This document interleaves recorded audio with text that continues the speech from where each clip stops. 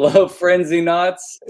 You always laugh at Because you know why I always laugh? Because every time I make the mistake of looking at my own face, and every well, that's a mistake I make every Thursday. I look at you. The mistake of looking at my face is the mistake you're making. But yeah, I right when I say hello, Frenzy Knots, I open my eyes and I see me, and I'm like, and it cracks me up. I can't. I embarrass myself. But hello, Frenzy Knots. Welcome to episode 45 of Toy Frenzy, which is quite an achievement, I think. It is. It's not episode 100 like Legends of Grayskull. Well, you're on 103. We're probably on 110 or 12 now, but the douche is so dug in on that 100. So yeah, Toy Frenzy will get there eventually. Oh, you will. I have no doubt in my mind that you're going to hit 100, no problem. So yeah, so 45 is exciting to me because like I've said before, I never thought we'd be doing this. When Oz and I had our first episode, I never thought we would be doing this still. So it's really cool. And what is that lesson? Always expect the worst, so that you're pleasantly surprised by. I don't know how it goes. Yeah, something like that. Something like that. Yeah, I've been here since episode 13, so I missed the first 12, so that's not too bad. You've been on. Yeah, you've been on a long time, man. Yeah, it's crazy. I went through. I had to go through and change the music in the end credits for all of our previous episodes where we had end credits, because there's a copyright ding on it. But in doing so, I went back and rewatched some of those old episodes and saw the one where you first appeared. It was very sweet. Traveled down memory lane. Yeah. So guys, how you doing, man? You doing all right? Not too bad yourself. Yeah, racquetball, right back. Right back at you. I have to do that. I know it's your MO. That's right. I'm doing pretty good. How you doing, Shawn? I'm doing all right. It actually 45 is a pretty cool number to me. Anyway, it'll also be the age I am this year, which is really weird. But the young one that I would watch He-Man on after I got home from school was actually Channel 45 in Baltimore. So that always had this kind of weight to that number because they brought all the good stuff every afternoon to my little, 4, 5, 6, 7, 8-year-old eyes. So yeah, Channel 45. I like 45 because I used to, back in the day, punk bands would put out 45s. There you go. Using their own money, and I used to love that. I still have a couple of them. Yeah, I got all my Dead Kennedys singles, and I got GBH single. It's a picture disc. Nice. Yeah, it's pretty cool. Yeah, I love it. Yeah. So tonight, folks, Oz isn't here, as you can probably tell. He messaged us. And he's feeling exhausted, and shoot, that's the way of it, and get it, and we're all about self-care in the Toy Frenzy, so we understand, and I'm glad he's getting some rest. And Adam had to miss tonight too because he's got a family thing. So family first, self-care first. That's just the way it is. I just got to make a comment here. All Music Fan 88. No Oz, I'm leaving. Well, at least we know where he stands with the rest of us. That's right. Well, I'm glad he said no. Just kidding. And Pop Actor 45 vinyls. That was 45 years ago. That's right. Oh my gosh, totally. Yeah.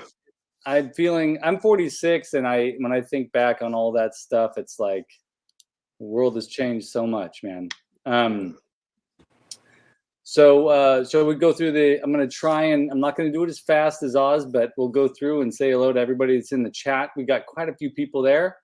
Honor You 83. Oh, you finished Secret Invasion episode 1. That looks pretty good. Let us know how that is. honor you because it looks like it could be potentially good or potentially bad, as it is with that stuff. So hope it's good.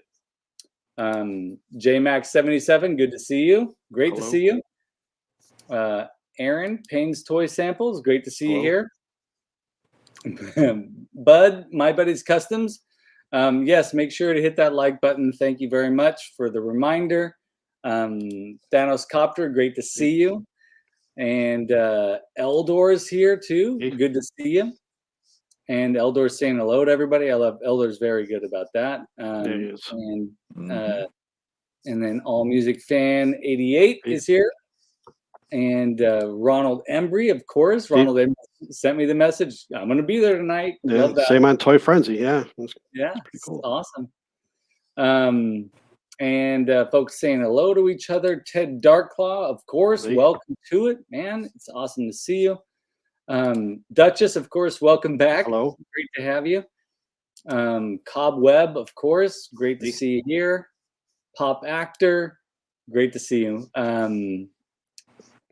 If He-Man is amongst the worst, I cease to live. It's possible. You never know. Possible. Depends on which He-Man, actually. It's true. But you'll have to stick around and see, Pop Actor. And a few other folks. Largo's Lair, great to see you back, man. Good to see you. And oh yeah, All Music Fan 45, Michael Jordan's short-term second jersey number. Yep, that's right. And Scott Baker's here. Great to see you. Always good to see Scott Baker here. Yeah. And everyone's chatting with each other. Nolan's here. Great to see you, Nolan. Let's see. And Vicente Aiello is here. Great to see you. Nice. And let's see. All right. Okay. I should mention this. Vicente is a artist from the Central Valley, and he's really a fantastic artist. So whenever he pops in, I'm always excited to see him. Thanks for popping in, Vicente. Nice. And that is it for the chat. And everybody's talking with each other. So we were talking briefly right before we went live that Shawn, you got a new episode of Legends of Grayskull podcast up that just posted today. Yep, just posted, just recorded today. So yeah. Wow. Recorded and posted today. That's fast. Yeah, the StreamYard stuff actually makes it pretty streamlined, ironic. So the dude's is pretty happy about that. But yeah, we just sat down and we've been like, we need to do an episode, so we did. And awesome. Yeah, just what did you guys use before? We had he had some sort of ninja like COV or something like that. He had all these different things he tried through 100 episodes. And we were using Zoom, we were using Skype when we first started and stuff. And ironically, the co-hosts on our Off-World podcast, Jesse and Curtis, were like, just use StreamYard and shut up. And he started using it. He's like, oh, I do like this. We're going to use this. I'm like, thank God. Yeah. So I was so tired of the next best thing. It's like, can we just use what everybody else is using? It seems to be working pretty well. Yeah, because we used to use OBS through Skype. You know, we Skype into OBS, and that was a pain in the ass to set up all the time. And we recorded one episode, and my microphone was turned off. I forgot to click the check mark to have my mic on, and yeah, it was a pain in the ass. Yeah, we had 2 or 3 episodes that never ended up happening because of the audio quality. So yeah. I definitely understand that. StreamYard's very user-friendly, and the quality is good. You know, as long as you got internet and a good microphone. I want to say, folks, if you want to have some fun, go back and listen to those early episodes of Legends of Grayskull podcast. You can hear how they're trying to get it to sound right, and there's, you know, and I love that. I love that it was very raw at the beginning. So you can have an adventure in rawness. The other thing too is you can watch from the episode 1, and I don't remember the episode it was, but I was standing through all of those episodes in my basement on concrete floor for at least 2 to 3 hours without trying to move. Yeah. So by the time I was done recording, I literally was like crawling up my stairs because I had forced myself to just be in one place. That's right. Not good. Not good. But eventually, I think it was a Yuka Izakanen episode. That went for quite a while, and I finally was like, Matt, you win. I'm sitting down from now on. I can't not do that. I'm like, when we do marathon episodes, I can't do it anymore. So I'm old. It's just that simple, because he's born in 85. I'm not. Simple as that. So yeah, there you go. I mean, I was just we've been, as I mentioned before, renovating the living room, and we were painting this last weekend, the ceiling, and also the fireplace facade too, and just getting down there on the ground to get those crevices in the bricks and painting the ceiling, man. I used to be able to do that like it was nobody's business, but I was so sore. I'm still sore. Yep. I know the feeling. Aaron chiming in. Nice to have you here. Love your channel. Thank you very much, Aaron. That's awesome. Thanks. And Eternian Ellipse popping in. Oh, I didn't click on it. Did I click on it? There we go. Great to see you here. Always great to see you.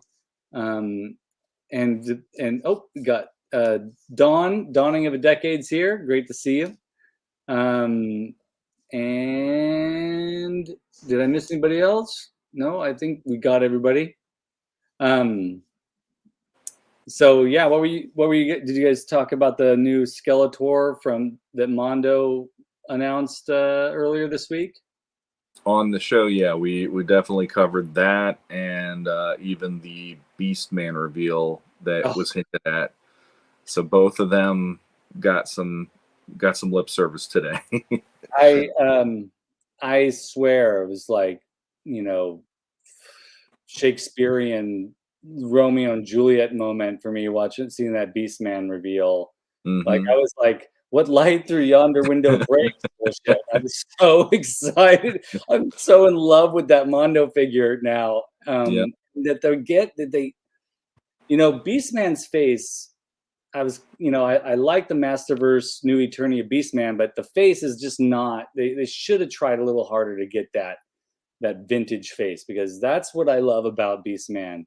And to see a deluxe figure like that Mondo Beastman with that face, and to see the Skeletor with the Alcala face. Yeah. And I know we've seen it before, but just seeing it again with the, I mean, that my heart melts, man. They're really, you know, similarly, Masterverse figures are getting better. I mean, I feel like the Mondo figures are getting better too. Yeah, the Mondo ones are getting better. I really like the Beastman, but the more I looked at him, I kind of was like a little turned off by the face, but I got to get used to looking at it again. Oh, I don't know what it is. I don't know. I saw like a close up of it, and I have to look at it over again.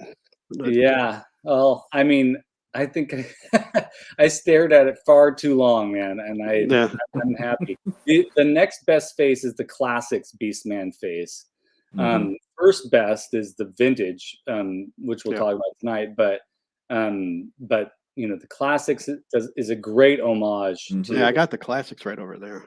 I mean, he's great. He's great. But that Mondo face is good. It's in the detail and the beard, and it's just great stuff that they're coming out with. It's awful. In fact, it's just painful.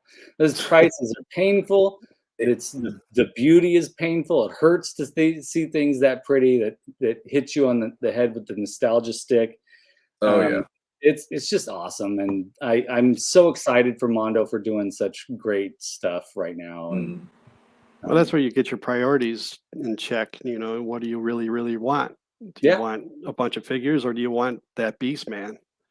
You know what I mean? And that is the right answer there. That is how I view what I'm doing. Like, you could spend $20-$30 per figure now, but if you give up a wave and you go in for a Mondo that's a figure you really love, Skeletor, Beastman, something like that, I would just be like, yeah, absolutely, any day of the week, because for me, give me the best interpretation that I can get for that money of a beloved character in this line. And it's so easy for me to go, I will put my money towards that, and I won't worry about the other stuff at all, because I don't feel I'm missing out on much at this point, to be honest, for that reason, because I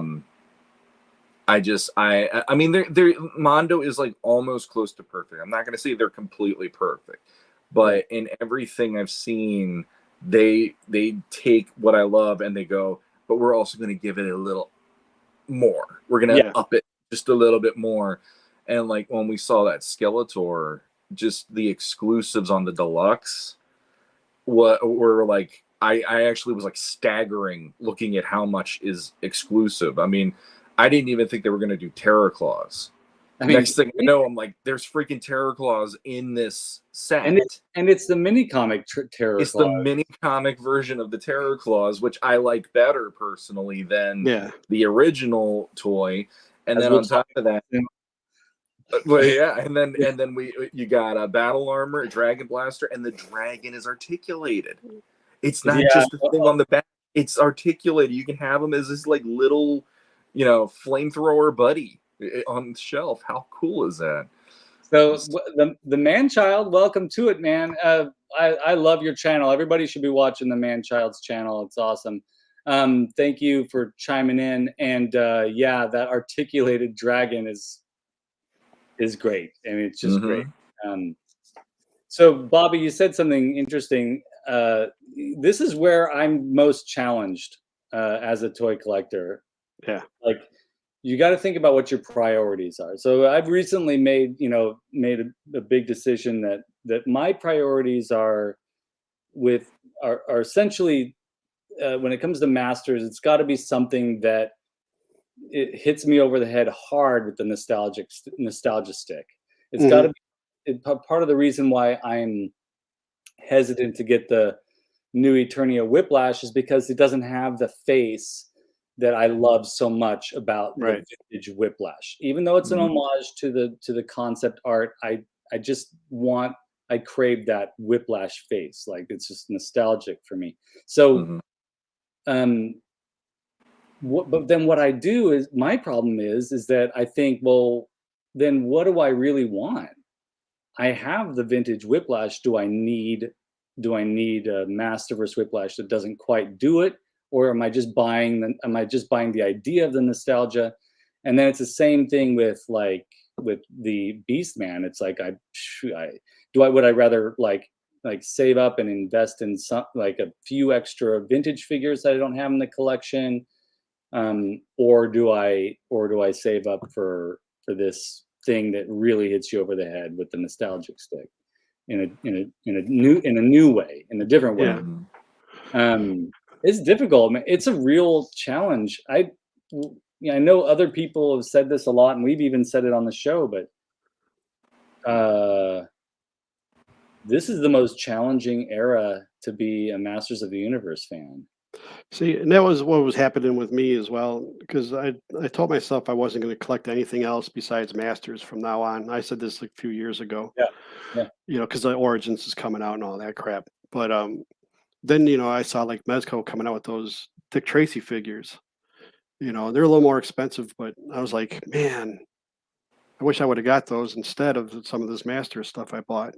Because I've kept, like Shawn was saying, buying wave after wave after wave. You're spending all your money on that stuff. It's just, I wish I could have gone back in time and changed some of my collecting habits. Now I'm not buying anything. So yeah. Well, you and I talked about this a little bit, Bobby, behind the scenes. But one of my things is I'm selling stuff, and then using that to get things that I really feel like. I finally was able to find a good deal on a vintage battle ram. Finally. Oh, good. You got that. So yeah, I remember you mentioned that the other day. You were looking for one, so you found one already. Found one, and it happened right when I sold like a box of like random figures, and it worked out. I was able to get the vintage battle ram. The stickers are a little bit, not great shape, but it's in pretty good shape for a battle ram. But I think I know that that's going to bring me a very particular kind of joy And so you and I were talking about like, well, what do you get rid of Right. in order to because you can probably if you act now, you can probably find a way to get the Dick Tracy figures at a more reasonable price than maybe in a year or two from now. Yes. But what do we get rid of in order to I mean, I've got like my favorite Origins figures are back here down below in the shelves that are down there, and I've got a box of other Origins figures that I don't have the urgency to put them on display. Am I ready to get rid of those to get, to save up and get that Beastman? Yeah. See, that's the thing that gets you all the time. Yeah, It's like every time. you spend all that energy in wanting to get those things, and then you get them. Like me, I shove them all in the closet in a box, Yeah. but I have a hard time dumping them. You know what I Yeah. mean? I've dumped a lot of stuff years ago.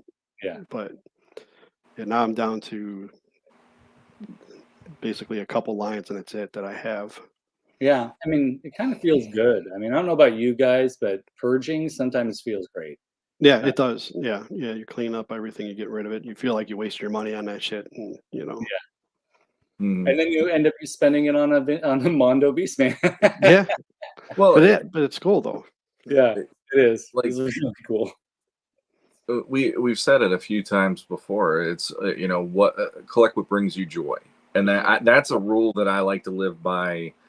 Now it actually helps me really refine what I'm thinking, because I mean, classics was what got me back into toy collecting again. If I didn't get that first He-Man classics figure when my son was born, I probably wouldn't be on the show right now, because I had that epiphany. I need this back in my life again and all this stuff. And for me at least, I know, I'm one of those people. I know how much Bobby loves his vintage. I'm the opposite of that, where I had the vintage, they got destroyed, and I don't want to chase the nostalgia, because I already know the figures I'm going to get are not my figures, and it feels like I'm getting somebody else's story and attaching myself to that story by getting those figures. If they were my own, that would be a whole different thing, and they would mean a lot more to me now, So it's like, okay, what are the best representations I can get of things I loved as a kid?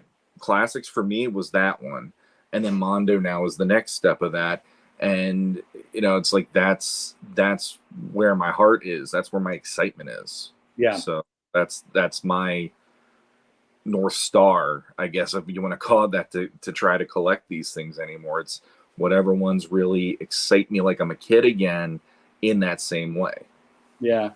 I think your story, at least from what I've heard of your story, it makes sense to have that relationship with the vintage versus classics. And for me, I feel like I like the idea. Like my stuff was all given away. I feel like I like bringing someone else's Toy Story into my life. There's something about that I think is exciting. And since most of my vintage figures that I've repurchased have come from the Central Valley here in California, part of me is like, did I get one of mine? Yeah. And that's cool. That is cool. But I know exactly where you're coming from too on this too, because it's hard. Sometimes we have difficult memories attached to things. And that can also sort of influence our feelings about that kind of nostalgia. John, from Figuratively Speaking, great to have you.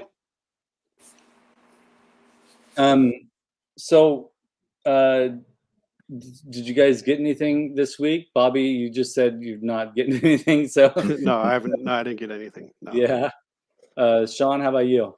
Well, I did the pre-order on the Skeletor, but that doesn't count since he's not here. But no, other than that, that was it.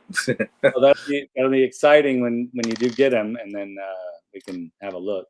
Did you do a payment plan on that, or is it just straight? Yeah. I use I'm gonna start calling myself Klarna Skovarna, because I use Klarna and I trust that one the most out of the Afterpay things, and basically it set me up so I can pay it off in 6 months.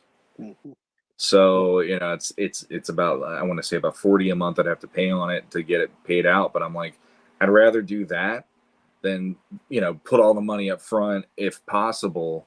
And then it's just whittling it down until I get it, which, you know, and then they also have a firm and shop pay and stuff they do too. So there are other options if you don't have the money up front or whatever. But yeah. That's a pretty good deal. Like you know, that's essentially two regularly priced action figures, new action figures a month, or you know, one vintage figure a month, essentially. So that's not so bad for those folks that want to do the payment plan thing. That's kind of cool. Yeah, well, that's an exciting purchase. I got Manny faces for Father's Day. I saw your video. Yeah, I really am happy about this guy. The alternate faces are pretty great. So yeah, but I prefer. I'm gonna keep the skull face on him. Yeah, that's always the cool one. Yeah, that's great. This is a pretty good figure, and you know, when you get a gift like that, it's like for me it adds to the worth of it, or the meaning behind it too. Absolutely. So I feel fortunate to have that Manny Faces now here. I don't know if you guys watched what was it, Geek Dad Live interviewed the Mondo guys. No, I missed that. And they mentioned Clawful is potentially in the pipeline, and I was like, God, that's like be amazing.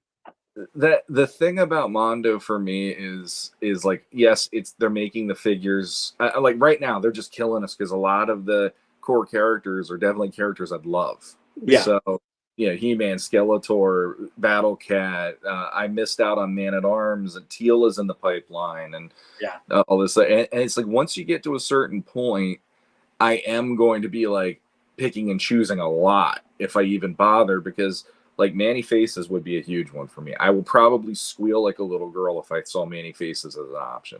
Yeah. Ram Man, Fisto. And then after that, it's like, okay, so if I got Beast Man and I'm getting Trap Jaw, I don't really know like who's a must have until I'd see what they do with it.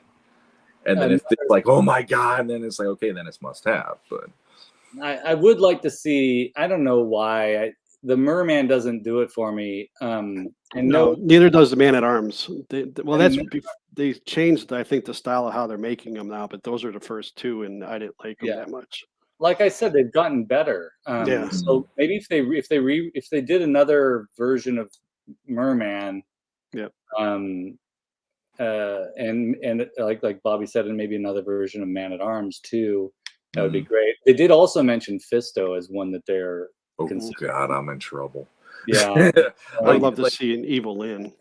Oh, and they're working on Evil Lyn too. Are they? Yeah, that'd be an easy one if they had a Tila promoted, and then I also saw Green Goddess. They were going to do the green and all that, just like in the mini comics, but she wouldn't be translucent. So I'm like, Evil Lyn's got to be in there sooner than later because they already got the female buck because of She-Ra. Yeah, so, and they did tease Orko a while back too when they showed the drawings. Yeah. Of them all. So they also said that Orko is going to have a body underneath the robe, including that is hysterical. That's fun. He's going to have little legs and feet and arms and a face, and the face is loosely based on the concept art of the face. So that's gonna. I mean, just come on, like those guys. I think there's only like 4 of them, right, that are in charge of collectibles. They're just doing great work. I'm so impressed. Yeah, it makes you rethink. It makes me rethink my approach to collecting. But I also think about space too. I don't really have the space for essentially statues.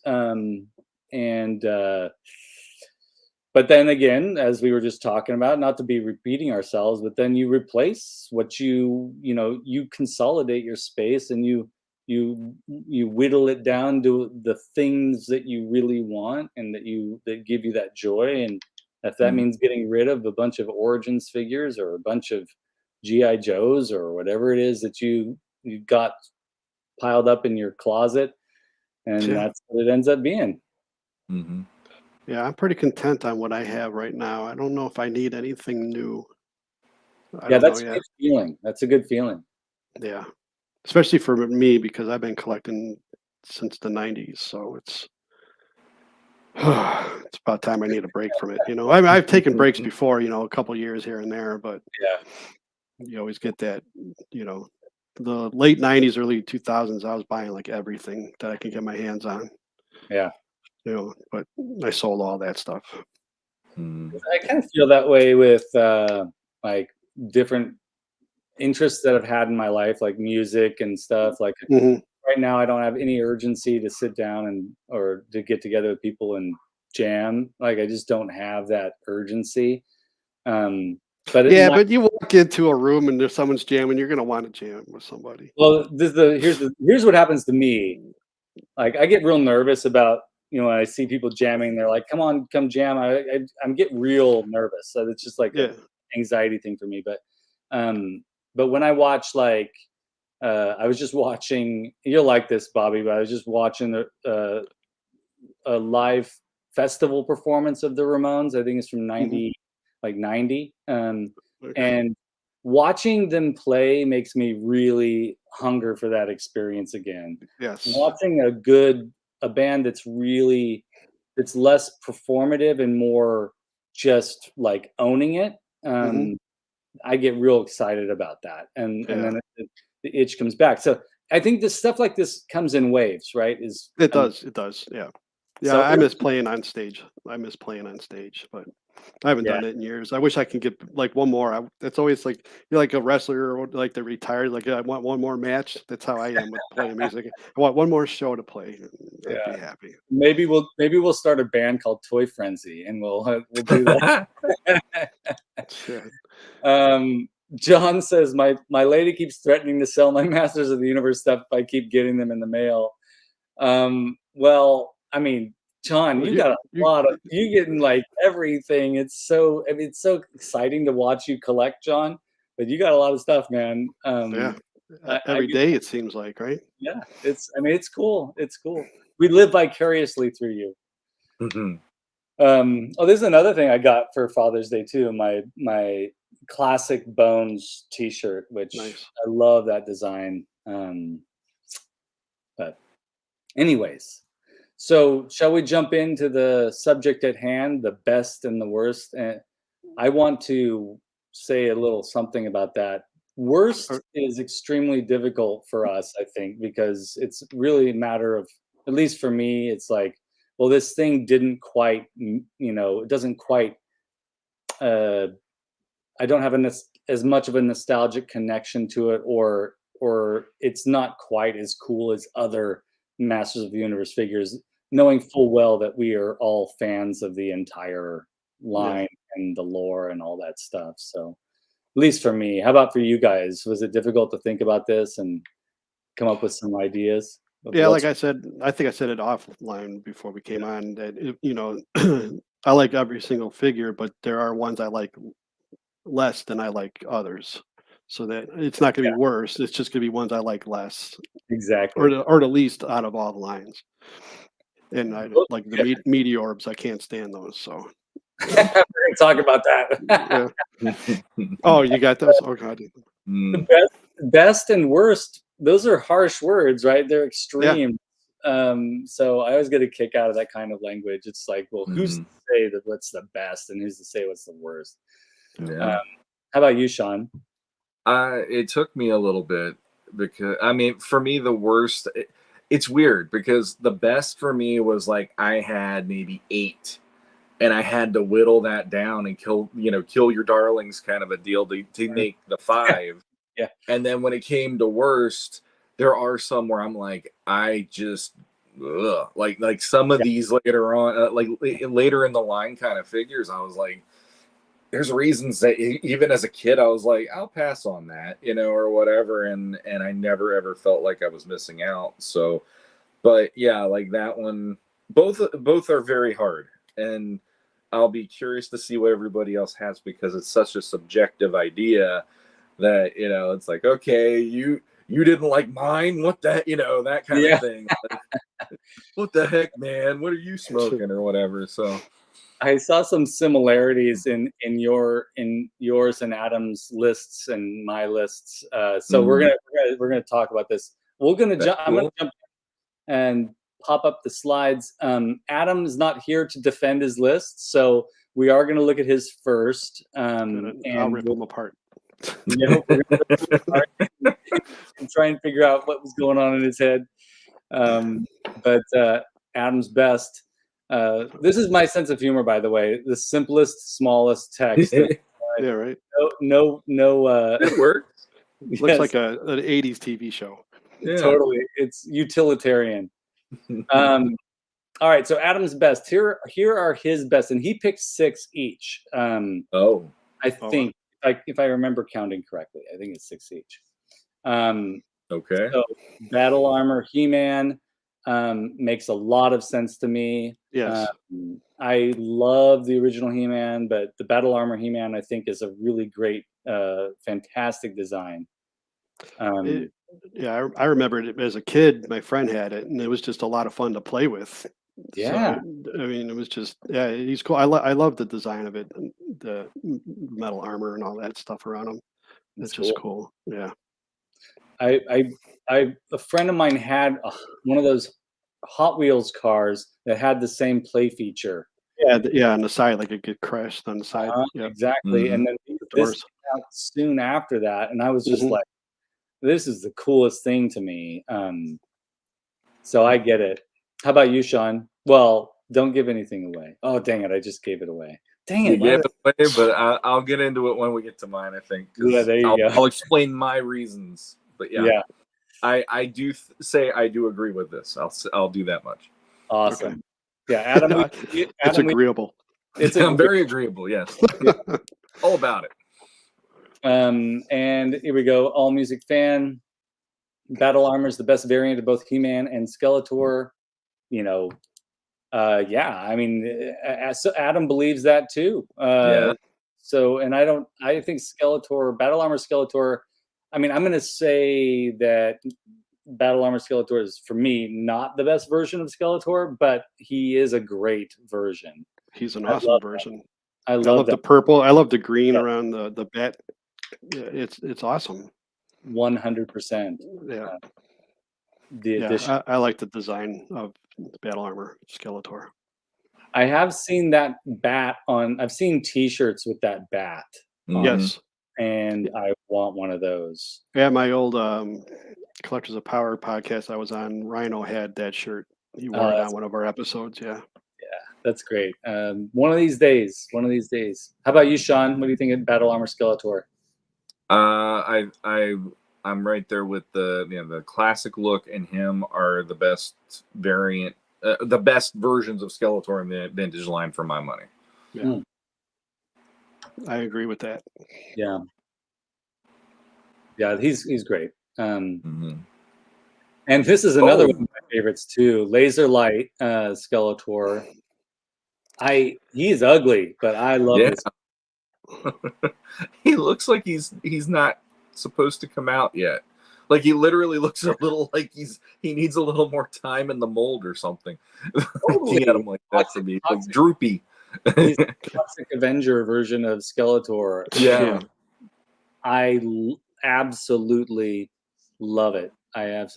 So I agree with him on this. This one doesn't thrill me that much at all. For one, it wasn't released here in America, so I really don't care too much about that. Yeah, it's just, I don't know. I know why Adam likes him, because he's spoken about it before. Yeah. But I'm not a big fan of this one. So I didn't even know that this existed until later, much later on, and Yeah, I didn't either. Yeah. and I thought, what an ugly figure. But I've since grown to love him so much.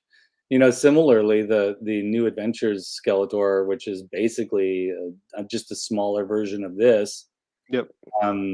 is great too. And I used to dislike that considerably as a younger person as well. But yeah, this guy's special. Mr. Wonderful, welcome. Good to see you back. All right, and next one on Adam's list is Mosquitor. Something that I didn't clarify at the beginning, and I mistakenly didn't. Adam's incentive for his list is a little bit different from mine and from Shawn's selections. Oh, that's right. That's right. He chose best and worst action features. So I suppose the conversation is really about the light up Havoc staff, right? Right, Skeletor being one of the best. So we're talking about the aesthetics, but yeah, that's true. Yeah, that is a very cool, very cool action feature to have. Yeah, so the Mosquito one would be great because of the blood pumping action. Yeah, yeah. This is one I did not have a nostalgic connection to. Didn't really gain an appreciation for him until later on also. But yeah, that blood feature really saves this character in my opinion. But yeah, it's cool. Yeah, my friend had it as a kid and we used to play with it a lot. So yeah, that's all you do is like, you look at that. That's all you did with them really, is pump his chest, you know. Yeah. We were getting older at that time, so that's all we really did with it. Yeah, just I'm going to take a moment, and people are talking about Oz a little bit in the chat. Oz is John says Oz is Chewbacca. Okay, I don't know what the context is, so I'm missing out on that. But we'll go back to that later, I guess. But I do want to mention what Oz didn't contribute a list, but the last statement he said before he said, "I'm going to go to bed and get some rest." He said the glow features are always the best, and so. I was thinking, aside from the, I know what he means by glow in the dark, as opposed to like the laser light action feature of those laser light figures. But so I'm thinking, Scare Glow would have been on his list. Yeah. And Evelyn's staff. Yeah, Evelyn's staff. Yeah. Well, so I understand that. That makes sense, Oz. So we just wanted to acknowledge what you contributed to tonight's discussion. And that's a good contribution because glow in the dark's always rad. Yep. Shawn, how about Mosquitor for you? I don't have a nostalgic attachment to him at all. That was around the time when I was teetering on other toys that I was into, like Ghostbusters, Transformers, and stuff. Yeah. So, and he was one. My mom was really weird about certain things. Like, she finally gave in and let me get He-Man when I was 4. But there's ones like, if it looked like the blood feature here, she was like, no.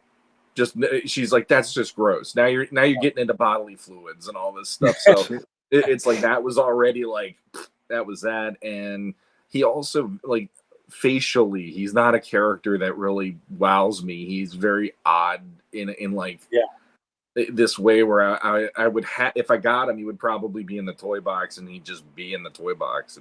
I got him, okay, he's there, but he never did much for me in any level. So the action feature, I could see why he would say it though, because that is an interesting, unique kind of a feature. Yeah, he would definitely be a member of GWAR if there was a right? Exactly. Spraying all that shit out of his face. Exactly. Pop actor actually makes a pretty great point. I'm surprised much allowed a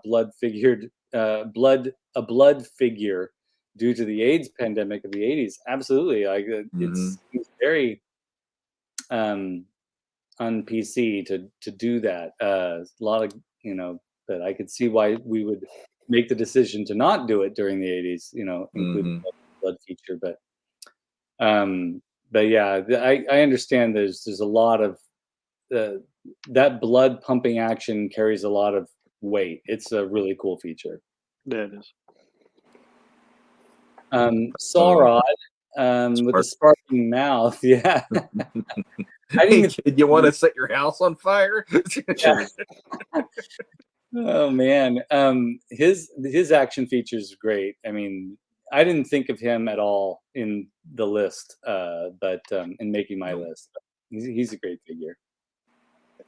It's like those guns that we used to have as a kids too. You'd play and they'd shoot those sparks out the sides. Yeah, absolutely. No, I went to Black Star when I was a kid. Like the second when they had the second wave come out, they had that sparking feature in their chests and all that, and the flints in it, yeah. I don't know, like it was interesting, but even as a kid, I was like, it's kind of odd. It never really grabbed me the same way as like other features, I guess. But yeah, this one, I love that it just flat up right out of his mouth. Yeah, right. That's like, man, if my mom would have got me that, she's like, you're never playing with that in your room. I know you're going to catch the rug on fire, and that'd be the end of that. So yeah, I think I had a little plastic Godzilla that did it, or something similar to that. I have vague memory of something sparking. Worst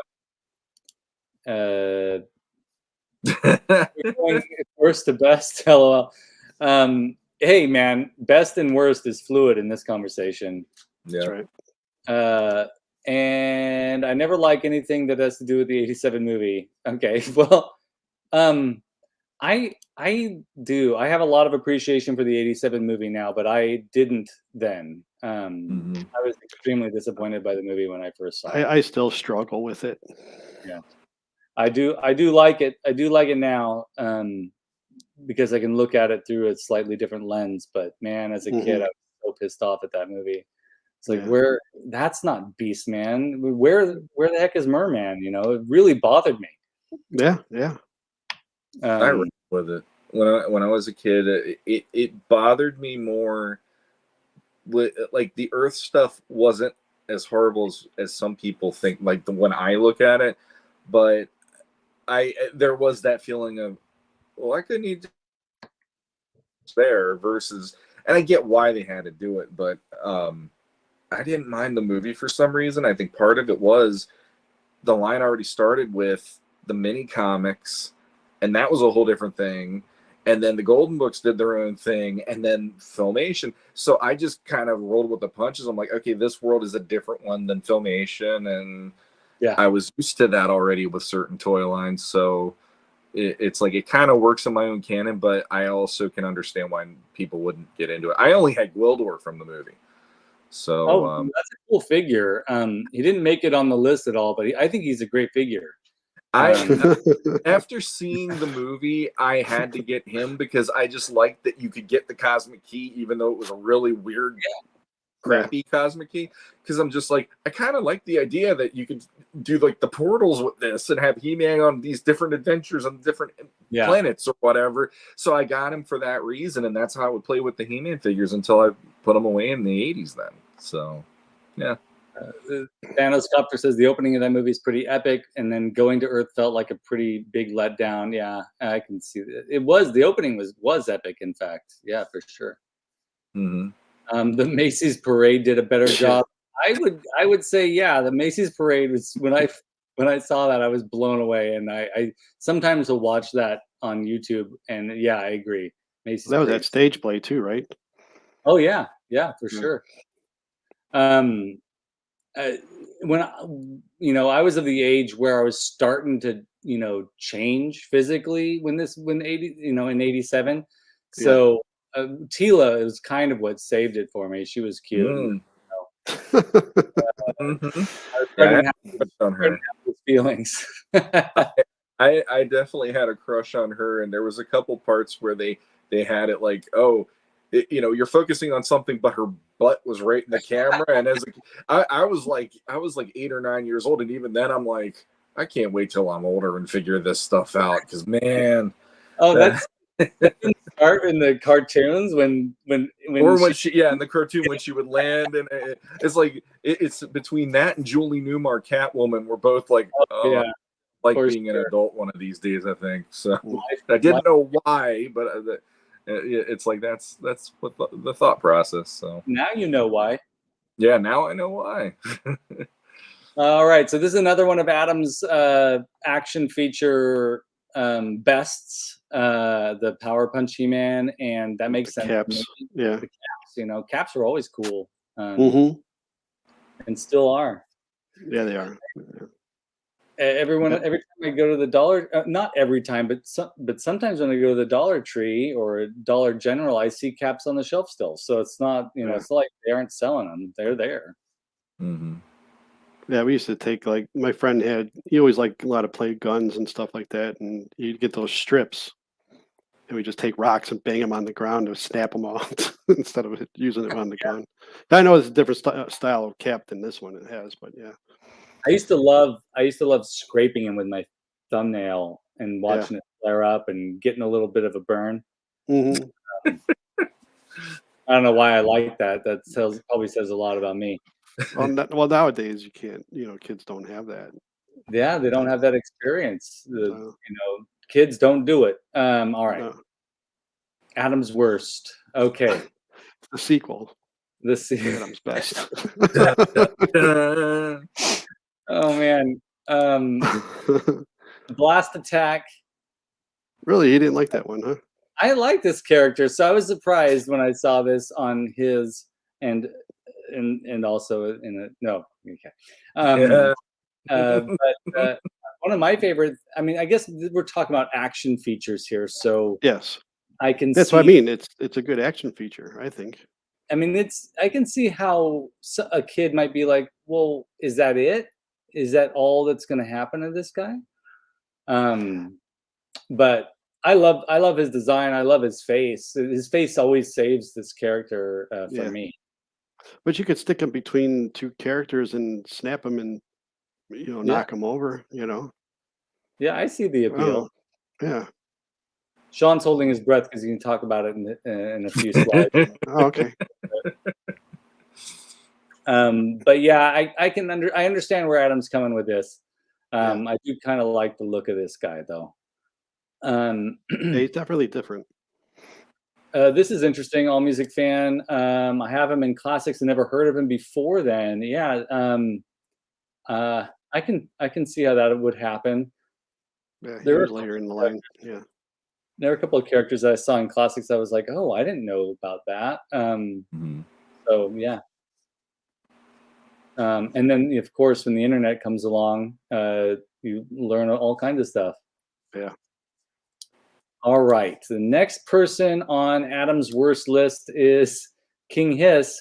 See, that's a good pick. He drives me nuts.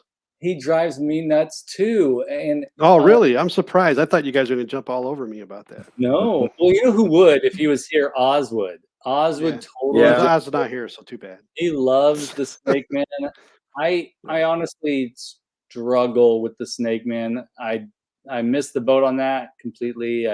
I like what they did with them in the Mike Young Productions, 2000X cartoon, but I just can't.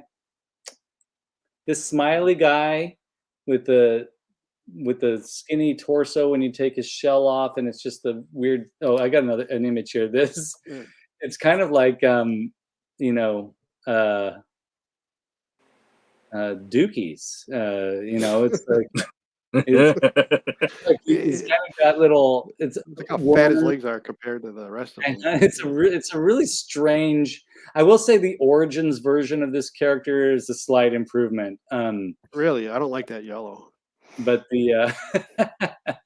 but this character, I think it's this version of the character that I dislike the most. That's just it's just the armor falls off all the time. Yeah, it's not fun to play with. I don't like him. I mean, I like him, but I don't like him at the same time. Yeah, I mean, the reasoning that I have is also part of the reason why I love him. Like that smiley face is super weird. You know that I love the wonky wonky stuff in Motu, and that face is super. What a weird choice to have this sort of handsome, smiling man be a formidable foe for the other baddies. Yeah. So we're on board with you, Adam, a little bit here, and then is this Stondar or Rock On? Yeah, Rock On. I agree. I was going to pick this as one of the worst ones as well. Now, see, that's funny because he was going to make my best list if I didn't have to whittle it down. Oh wow! Yeah, I always looked at him and Stondar as like Cup and Hot Rod. They had that vibe from Transformers, like the one's a more grizzled warrior, the other one's like the young, hothead guy and stuff like that. So and they looked so radically different from all the other figures that it did make them a little more special to me. And I always liked seeing the little rock details and on the meteorite for Stondar, especially when I was a kid. He was fun to just like, just taking all the details that they managed to put in and stuff. But I can see why it's like, it's a rock. I get it. But I don't look at it as I look at him transformed as he's a rock warrior. And I'm like, that's actually pretty fun. No, I get that part of it. It's goofy looking. I don't know. I agree with both of you, to be honest with you. Like, I just think he's wonky looking. He's a little bit, this guy, the stone figures and the stone warriors, or whatever we want to call them. What is the formal term for these guys? Rock people. Rock people. And then the Meteorbs, they're just kind of like McDonald's Transformers, in my opinion. They're like a little bit. Well, the figures they're just, they got the loose arms and the legs. They're weird. In fact, I got this out just to do a comparison. The transforming hamburger from the McDonald's Happy Meal. It's like it's very similar, very similar in design. But I again, the wonkiness here is great. But I can see why Adam would put it on the list. And this kind of made me sad because I love this guy. I love this guy as well. I love him. He's one awesome. He's one of the figures that I did have as a kid, and I loved this character. And he's a weird. Who doesn't love shooting water out of a toy? Who doesn't love that? But Adam, I would like to hear Adam's explanation of why this was why he would vote this as one of the worst action features. Because even like the axe, you could turn it upside down and use it to hold up his snout. Yeah. And it's cool. Yeah. I'm surprised on that one. Yeah. I mean, go ahead. No, you go ahead, Shawn. I mean, he's not one that I had as a kid, and he was one that I thought was definitely really on the silly side of the spectrum for Masters. But the person to make me actually take a second look at him has been the Dooch. Yeah. Because that's one of his absolute favorites, and I'm like, Snoutspout, really? And then I ended up getting him in classics, and I have the 2000X head on him instead of the vintage one. And I'm like, okay, I can dig this, and it's like there's definitely things like it fits in with the animal aesthetic that they use in Masters even, and I always thought that was a interesting take. Here's this dude with an elephant head, robotic elephant head of all things, and all this, and it's just okay, but no, like the action feature on that one, I would like to argue that's actually, for him especially, I think it works better than even Cobra Khan. Oh yeah, definitely. And the Origins version of this character is fantastic. He comes with the Filmation version of the head. That's why I like that one. Yeah, it's fantastic. It's great. And Eldor says, I have old Spouters, but I have to fix his leg. He was not a rubber banded figure. Oh, he wasn't? Oh, that's interesting. I don't have a vintage one anymore, so I forgot. I guess he didn't have a rubber band in the legs. I didn't. Interesting. I have to look at mine. Yeah. So I think we're. Oh, this is one that like. I was like, I was going to pick this one too. As a worst. Yeah, for the action feature wise. For action feature. Well, I mean, you forgive this guy's. I mean, right? I mean, you would think we would forgive this guy's action feature just because he looks so great. Oh yeah, Spycore is awesome. I love Spycore, but yeah, it's because it just falls out and hangs. Yeah, yeah. That's after a while it just gets loose. Yep. Yeah, and it loses its metallic sheen real fast. Yeah, the one I got is really good, but yeah, it's starting to lose a little bit of it, but it's not too bad. Yeah, mine doesn't have a lot of the chrome paint on it. It's all black like that.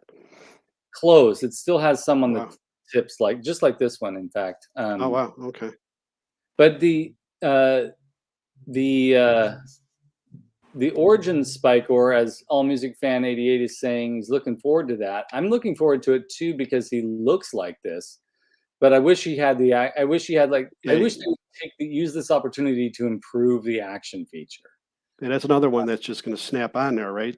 It's just going to snap on. Yeah, that's ridiculous. Yeah, I'm with you on that, Bobby. Pop actor Spycore, the worst. I love Spycore. He's not the worst character. He's like one of the worst action features. Yeah. There you go. And Thanos Copter says, hard disagree. All right, cool. Yeah. And I when I first saw this on Adam's list, I was a hard disagree for me too. But the more Bobby talks about how the action feature just sort of flops out, I mean, just sort of like hangs out of there. I get it. What are your feelings on Spycore, Shawn? He like as a figure itself, he's lower on the rung for me compared to other of the Skeletor's warriors, really. But yeah, like the floppiness of that, like I never really did the swivel punch action with my figures. Right. So like it was mostly he would just hold it out and then it would be like, okay, now I got to move it out and then I got to move it back and I don't. It was never something that was like wow or anything. It always just kind of felt like why did they think that would work or whatever. I it's almost the same thing as Dragon Walker to me. Like the Dragon Walker is a cool concept, but when you see it in action, it's like it would take anybody like a day to get across a town, or whatever. It's kind of a wonky concept, but for some reason it's endearing. Yeah, so, go get milk. You come back, the milk's spoiled. Exactly. Yeah, or the meat. Yeah, you go get steaks. The steaks are done before you even get home. Dragon Walker that's the best word to describe the Dragon Walker is endearing. Because it's a gorgeous toy. Yes. It makes no sense as like a vehicle to it's just a gimmick. That's all. Yeah. Gimmick. I love the gimmick too. Yeah. I'm lucky that the one that I have still works too. Let's see. Pop actor, don't step on Spycore barefoot. Yep, that's for sure. Mm-hmm. All right, now we're on to Shawn's list. Shawn's worst. Starting off with Shawn's worst this time, not best. And Terror Claws Skeletor. This ain't action features. This is actual figures. This is actual figures. Okay. Yeah, and part of my reason for choosing him is I have always hated the belly shirt thing with this character. It is the dumbest look I've ever seen. Like I know it was the 80s, but that is so weird looking on him that it's like there's no excuse. The Terror Claws themselves are cool, but I would have rather just done like in the mini comics and just took the Terror Claws and put them on the regular Skeletor and called it a day, because this figure was pointless in my opinion beyond the Terror Claws. It does have a great face though. Oh, the face, the paint, yeah. See, I can't not look at that belly shirt.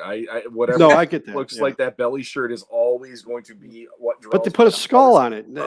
Anything's cool with a skull on it. Oh, right? it's like the Mondo one. I'm like, thank you, Lord. I don't have to look at that belly shirt. You just get the Terror Claws and you're done. Thank God. So yeah. Yeah, I think they mentioned, I could be misquoting here, but when Geek Dad Life interviewed the Mondo guys, I think they said something about possibly making that available in the future if they get enough people who argue for that. I'm good. Yeah, I don't. The crop top is a super weird choice It is. for this guy. Even though it's 80s, it's like super strange. Yeah, and I mean, honestly, for me, even both of the variants of this one weren't that impressive for me. Right. But this one for me was like, this is the absolute worst version of Skeletor that they put into the original line, as far as I was concerned. Yeah, same here. I love the face though, man. The face is good. Yeah, that's. And this was if I remember correctly, this was a solid head, right? Yes, yeah. It is. Yeah. All right. Next one. So this is the first one that I saw. I was like, I kind of disagreed with you, Shawn, because I was like, he could have put. Well, we'll talk about that in a little bit. But I love the colors on this guy, but I understand where you're coming from on this. For me, like both of them, I should have put both of them as a tie or like include them together, because both of those just it's sort of like Bobby with the meteorbs. Like this is like the gimmick to a way different level than I ever wanted to see in this toy line. And I mean, the color, I can see why you like the colors and all that, and I'm not going to get into that side of it. It's just, for me, I do think I've seen them on the shelves when I was a kid, and I would just walk right by them because they didn't do anything for me. They didn't feel like they should be part of the line in any way, shape, or form. They felt more like whatever Hasbro was doing next instead of Masters of the Universe figure or character. I can see that. Yeah, I'm not a big fan of Rotar and Twistoid too much. I own Rotar. I don't have Twistoid, but Twistoid's my favorite of the two. Yeah. Well, it's because it's a villain. Yeah. Yeah, that's true. I mean, you know what I mean. But he does look cooler than Rotar does. But it's just the whole gimmick spin thing, no legs. It's odd. It's very Masters. Yeah. And the little attachments didn't really do much of anything. It's just like it's just kind of a flop of a design. The classics versions of these characters are pretty darn great, in my opinion. Well, they gave them legs. Yeah, and that saved, like, I don't have them as classics, but that saved them a little bit for me in that way, where I'm like, okay, now you're talking what I loved about Masters by doing it that way. But I don't know, I can't for the life of me pinpoint what they almost remind me of, like tops that Visionaries should have.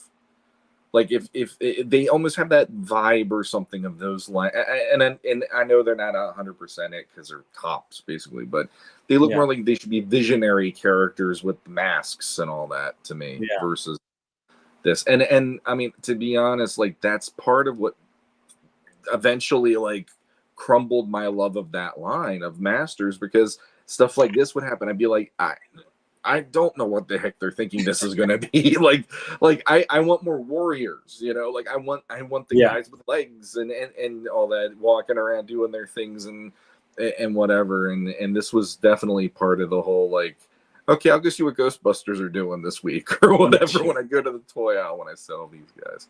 It's like, this is also fits in the category of the Gwildor figure. And also, I don't mean to say it, but Ram Man a little bit too, because you couldn't really, you just had to like, you know, they're so stiff and so solid with very little articulation that, I mean, less articulation than the regular figures, which is like virtually no articulation, right? But yeah, I love the colors on this guy. It gets me every time. And then I used this picture because it was a higher resolution. That's fine. No, that's fine. Shawn sent me a picture of him all together.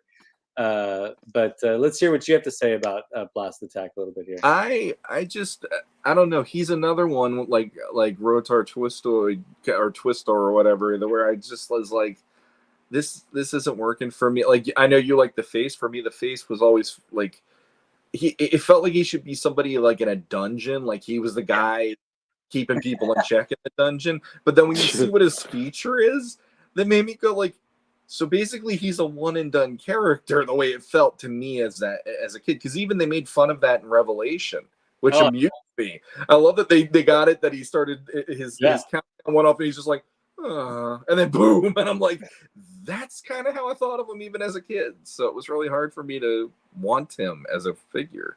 I think he reminds me too of that night, bite your kneecaps off and all that stuff. Yeah, totally. From Holy Grail, that vibe. And he's also looks like TikTok from, I think his name is TikTok from Return to Oz. Return to Oz, yeah, that's right. I even thought of that. I really liked. I liked what Revelation did with this character. It was sort of like I know it was kind of like a humorous take on this guy pretty much being killed, but it's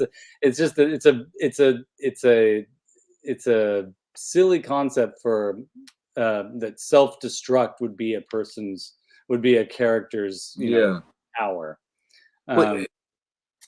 Just real quick too, it also had that vibe of the Centurions toys. Oh yeah. And that was another reason why I was like, I don't like, their Centurions can do their thing, Masters, you do your thing. And it always clashed for me with that figure, which is another reason why I was like, I'm good. Yeah. 'Tis a flesh wound. Exactly. Right. Yeah. Elmore. Right on. We just watched that not too long ago with the girls, and they loved it. We were a little nervous that they wouldn't get, they'd be like, they wouldn't latch onto the humor, but they got it right away. They were on board. Same thing with Young Frankenstein. I was nervous that they wouldn't like it, just because I love it so much. But for both those movies, they were like 100% on board. All right. So next one is speaking of Ram Man. So tell us. I have an affection for this character, but I know why. I have a feeling I know why you have him on your worst list. I love the character. I love the concept. I was very defeated when I got this figure, and all I could do was swivel his arms or push his legs up inside of him, and that was it. It bugged me to no end as a kid, and I barely ever took him out of the toy box for that reason, because he literally, all he could do was this and the other thing, and like Classics helped me with that because they made him articulated and stuff, and that's more what I was hoping for when I was a kid. And I also, like, even from the sculpting part of it, it would bug me when I'd look at him and I feel like he did not feel as realized as the other characters in the line. He was a very flabby looking character. And when you look at the mini comic that introduced him, he looked like he was built out of stone. He looked freaking built. And this just, it didn't compute. It didn't work for me. I love the character is one of my favorites. If Mondo made one, like I said, I'd be really happy to buy it. But the original version kind of like sunk me on him until 2000X and Classics line really made me go, oh, cool. Like you're making him legit instead of he just stands there, like that. That drove me crazy. The Classics version of him is awesome. Oh, it's gorgeous. It's one of my favorites in the entire line of Classics, actually. Yeah. I actually liked the vintage figure because I had them as a kid, and I used to love ramming them into the baddies, just knock them over, just clicking that boot, and I loved it. Yeah, it was fun to play with. Even though it's a different plastic than the other figures, he was very durable. Yes. And he could withstand being thrown around, which, it's pretty impressive, because when you hold him, he kind of feels like just a shell. Mm-hmm. But he's hollow. Yep. This is another one that I think they did pretty great in Origins as well. Yeah. It's not as good as nothing compares yet to the classics version of this character. It was spectacular. But the Origins does a good job of honoring the original figure while, you know, giving him a bit more personality. That Masterverse one that's just coming out too, like that. If they would have done something similar to that when I was a kid, he would have been like my top 3 in the heroes. Yeah, he looks pretty good. Yeah. Yeah. So, yeah, it's definitely not that I hate the character. Just, man, like, that started out with that. He's had to earn my love over the years with different iterations of the toy before I was like, oh, that's cool, you know? And yeah. I got on board. The Ram Man in the cartoon he's so he's I love it. so he's like a comic relief, really, right? Yeah, he is. Yeah, and you know, like I see his statement underneath. It's because he's kind of goofy because you know he's using his head all the time, so you know he's not going to be the smartest. He even did one of those today's episode. Yeah, right. It was talking about don't ram your head into things. Well, Pop Actor actually this one too, and this is what my problem was. He you know, the back of the card art, he had such an imposing look about him, and he just had this like. I don't know. He just had this way about him that when I was a kid, I would look at that card art and I'd look over at the toy, look at the card art, and go, one of these doesn't match. Like what? You know, like it was not. Yeah, it was cool that he became a character in the line though. I do like him in general. So yeah, I have the same feeling for you know, same thing with Merman too, on the back of the card versus the cartoon versus the figure. It's like, you know, what is this? Yeah. So all right. So the next one. Oh man. I'm really shocked. I thought I was like the only one that didn't like it. So number one, and I'm glad Oz isn't on because I didn't want to break his heart, but I hate the Snake Man. I absolutely hate the Snake Man because all of the other factions have a interesting assortment of characters. Yes. And they're all different. It doesn't have to be one thing. And when all of a sudden they came out with now everything's going to be snakes. Number one, I don't like snakes. They freak me out. I'm like Indiana Jones like that. Number two, it's like if you would have just done like army builders of them like they do now and classics did, that might have been a little different because then it's like, okay, here's just a bunch of these random army builders to fight He-Man. That'd be kind of fun. But then when they had this is now their leader, and I got him specifically because I liked getting all the leaders of the factions of Masters. And I remember thinking, number one, this guy looks like he's one of those figures where you look at him too long and suddenly you're over at the police station having to show somebody on the doll where he touched you because he looks like a pedophile to me. He literally looks like that's his evil. He is just like he's that creeper in the van driving by Toys R Us hoping a kid walks out by himself. Oh my god, he looks horrible. I'll never look at him the same again.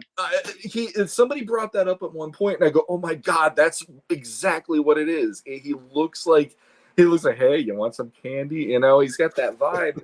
And then on top of that, like if you take him apart, and you know, as a kid, you might have been prone to losing pieces. Number one, so what are the chances of losing the arms? What are the chances of not having the shell? And then when you take him apart, he's the most unimpressive, wimpy-looking thing. Like He-Man looks like he could just walk up, twalk him in the face, and that'd been the end of that fight. I just absolutely hated this figure on every level.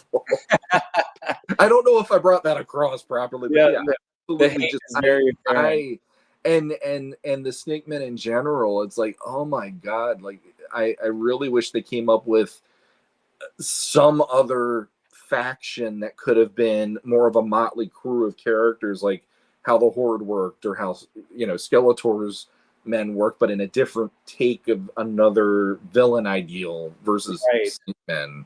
Well, that's it. That's part of the reason why, one of the characters that's supposed to be associated with the Snake Man is Terror.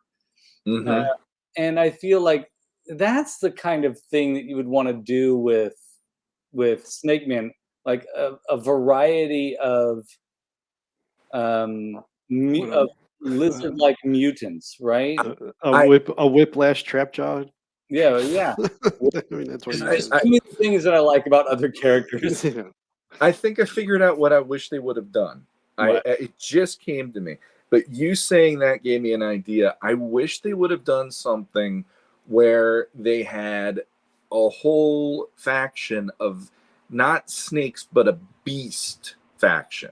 Yeah. And you could have had like a lion, a panther. Have it be maybe like Panther's people, but as like an anthropomorphic or something. Yeah. They were starting to do that in 2000X. But the thing about that faction that would have been interesting is make them like partially, like there's a reason that they're cyborg, or they have something about them that makes them a lot more unique than just here's a snake. Here's here's a snake, but he has a robotic tail or something, or here, here's a lion, but something else goes on. It's like that's more of a master's concept than the Snake Man. The Snake Man to me just felt like they didn't know what to think of, so they just came up with Snake Man, and that's always been my feeling about it, and I will never ever stop feeling that way. I will go to my grave feeling that way. So that's all right. Like Oz is gonna throw the computer across the room when we say this. Oz is gonna be like, he's done. This is his last. when they announced that they were going to be releasing the Snake Man, I knew like, oh, that's okay. That'll save me some money, Yeah.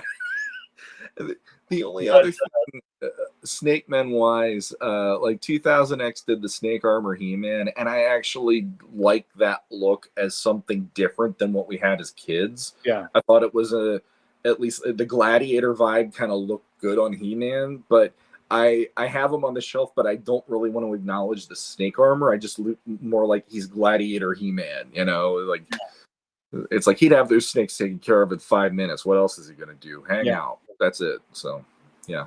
I love the vintage tongue lasher. I love him. I mean, he looks like a frog. And that's kind of weird, and I love that. And but yeah, the other Snake Man I just couldn't really get on board with. Tongue Lasher would have been decent on Skeletor's forces. Like I had him as a kid, and I was like, why couldn't he just be like him and Cobra Khan, be like the snake guys out of the group or whatever, and just they team up together sometimes or whatever. And that's kind of how it was. Didn't Tongue Lasher show up with Skeletor? Yeah. Or was that for Hordak? I can't remember. Or was it both? Yeah, he was on. Rattler showed up with Skeletor. That's right. And Tongue Lasher showed up with the Horde because he's got the Horde emblem on him. Yeah, that's right. That's so. I'm with you, Shawn. In a way, I would be unhappy if we didn't have a Cobra Khan or a Tongue Lasher or a Rattler, but to take it to the next level, that's kind of where I kind of am less interested. I was happy with just Cobra Khan. Cobra Khan still is one of my favorites. All right, now we got Shawn's best Battle Armor He-Man, which we talked about on Adam's list, and that makes sense to all of us. Well, for me, like I was gonna go classic He-Man, and then I kept going back and forth. And I'm like, no, I want to do Battle Armor in this case, because Battle Armor was the first time I ever remember there being a variant to the hero in anything I collected when I was a kid, because it was a fairly new concept. And I loved how this made him have, like, for anybody who thought it was a silly concept, I felt like this was the version of him where I'm like, you think he's silly now?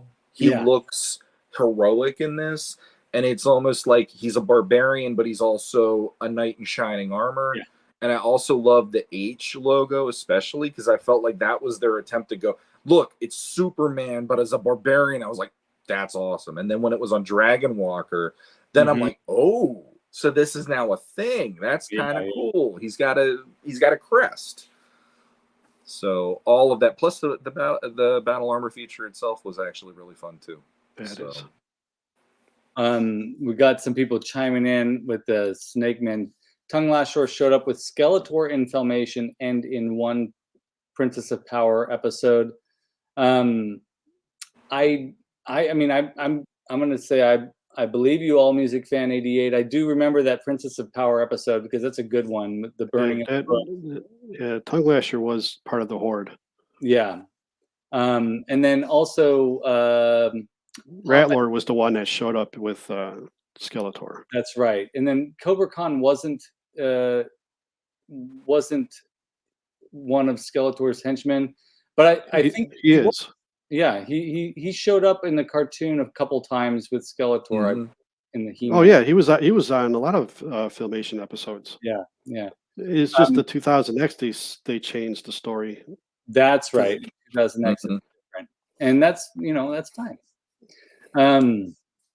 And then, but I thought Cobra Khan was fun in the cartoon, in the He-Man cartoon. I think it was changed a little bit too in the mini comics. I can't remember. I think so. And then, of course, we got to have Trapjaw on there. Yeah. What a spectacular figure! He's the best. He's definitely one of the best. Yeah, he was one that I think every single time I would sit down to play with my figures as a kid, he would always be right. He'd be one of the ones I'd always pick up because the feature with the arm was like what attachment will I use today and all that, and the zip line feature and the fact that you make a talk, with the jaw and everything, and he was always one that was interesting to me for the fact that like the mini comic was a different interpretation of him, and then we got this, and it still works, but I always thought that was really cool. It's like the opposite of Ram Man. It's like the mini comic gave us one version, we got the other, and neither of them disappointed as far as I was concerned. Loved them both. So Trapjaw was the first one I actually was in awe of when I first saw him, because I was into Masters prior to him coming out, so I had the original figures. And then when I saw him on a commercial, I was just like, I was blown away by him. I just thought he was just awesome. And I've said it before on the show, like he was the first one that I got essentially because he just like was drawn to him. He was like on the shelf just staring at me. But yeah, this guy's great. Pop Actor says my Origins Trapjaw has no eyebrows. I think that's true. Yeah, that is true. I guess the Origins Trapjaw doesn't have any eyebrows. That's too bad, actually, because those eyebrows are great. And Thanos Copter says, still one of my faves. Yep, absolutely. The vintage figure, this is definitely one of the best vintage figures. Indeed. Yeah, he is the best, in my opinion. Definitely one of the best. And Fisto, I know you love Fisto, Shawn. So tell me a little bit about this. I mean, as a kid, I was always this weird kid where I liked the very human-looking figures because I always felt they could represent me when I played, I guess. Or if there was like that home thing of, okay, here's my safe character, and then he could fight all of these crazy creatures or whatever. And for some reason, like He-Man, Manny Faces, which he's not a very human-looking character, but I loved them for that reason. And Fisto, I was like, Fisto, if He-Man wasn't the main guy, Fisto actually would be a cool replacement because of that freaking fist and everything. Like I just got a kick out of him, and the fact that it's like He-Man always had Battle Cat and everything, and it's like, well, he even had Stridor. I'm like, that kind of amps him up a little more as a character that he has a steed, and so does He-Man in the line and all that stuff. So Yeah, I've always loved the figure, and it's one of the few action features that wasn't driving me crazy. I thought it was kind of fun to just, you could have him swing and punch things, and he always had this like strong man, like from the circus vibe about the way his face looked, and that, I don't know why, that always made me think it was kind of a fun nod to the like old school stuff. Like the 1800s and stuff, almost like he'd have that vibe about him being in Eternia. Yeah, he looks like he could be like a member of Robin Hood's clan, Yeah, like he could be the Little John or something. Yeah, totally. Yeah. The beard is so regal, it really, it's great. Thanos Copter says, I actually picked up a vintage Fisto the other day. That's awesome. That's great. Good. Nice. Yeah. Something too is his color scheme was eye-catching for me, because I off the top of my head, I'm trying to remember, like I can't think of how, other than like Donatello and the Ninja Turtles, Fisto's one of the few with purple that he wasn't a bad guy. Yeah, because they always use that as more like Skeletor colors or whatever. So I kind of liked that he had all that steel, but then he had the regal vibe of with the purple there. So it almost had this, maybe he could have been like a prince from another kingdom that wants to come in and help He-Man or whatever. Whatever your canon might be in your head when you play with him. But I just, him and He-Man like side by side when I was a kid, I'm like, dynamic duo right there. They're going to go kick some ass today, so. Yeah, he's cool. It was a phenomenon to me when he and Jitsu came out. Like the enormous hands, just such a cool thing. I mean, gift to us kids. I mean, it's like, that's so cool and weird. Yeah, Fisto's great. And Faker, of course. Yeah, fantastic. Faker was like, he was a figure my mom flat out was like, I'll buy him for you. Because she actually was like, what's this all about? When we saw him on the peg, we didn't know this was even going to come out, because we're still in like the 8 card back days. Yeah.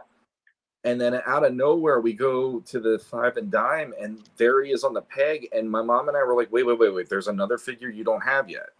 And she's like, he's supposed to be He-Man, but he's not. And that was just one of those things when I was a kid where I just thought that was fun. Like, oh my God, now we're riffing on, here's a bad guy who's playing the good guy, which again, I knew of Bizarro as a kid, but this was even different than Bizarro, because it wasn't like he was backwards. He was, he could be actually going up against He-Man and stuff, and the story behind him I thought was really, really fun. Yeah, I love the colors on this guy. Always. Yeah, I like Faker a lot myself. Yeah. Very cool. And Buzz-Off. Nice. Buzz-Off is one, he and the Battle Armor He-Man both were like, I never didn't love Masters as a kid, but when that wave hit, that was when it's like him and Fisto and Battle Armor He-Man, all three of them combined, they like reignited how much I love this, because they were putting in these fun characters, and for some reason this B character with that bright yellow, it really affected me for some reason. Like, I was thinking of not putting him on. I'm like, no. Every time I see him, I get happy. Yeah. And that's what this is about. And it's like, it makes him one of the best to me, because he always has a distinct look, no matter what version, vintage, 2000X, classics, Masterverse. There's always an interesting take on this character, and you don't have to love one specific. You can love them all for all the different reasons. And yeah, I don't know why I get like such warm feelings looking at that picture right now, going, I can't even describe further how it is. I just know this figure makes me happy. Yeah, I remember my friend had them, and I play with them, and I love the striking color, the yellow of Yeah. them. Plus, I always loved winged figures. Yep. Figures that wing, characters. So the flying characters I always liked. But yeah, he was always fun to play with. But like you were saying though, that the colors was really striking and Yeah. visual to me. Yeah. And the techno wing thing also, like Mhm. that made my mind go down rabbit holes as a kid, because I'm like, wait a minute, like I'd look at those and I go, well, did he grow them and then they put like things into the wings to make it that he flies faster or farther, or did he, maybe he's a bee that didn't have wings and he needed to have them built for him, and it was like this whole thing of what's his story, you know? And I really enjoyed that aspect. It was the tiny little details that made him even more interesting to me.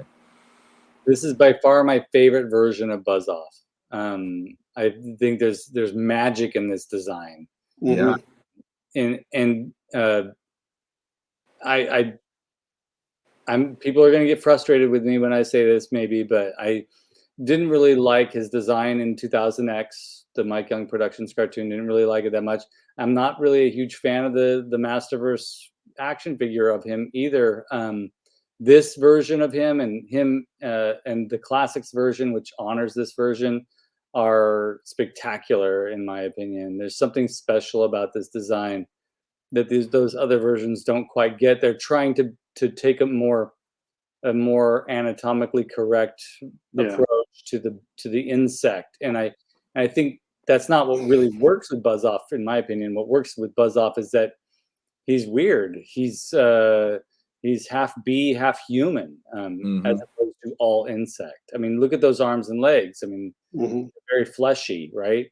And I mean, I even like this version better than the Filmation version, mainly because his voice in the Filmation cartoon is absolutely the most annoying voice of all the voices.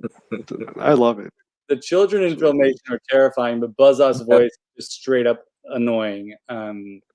But I mean,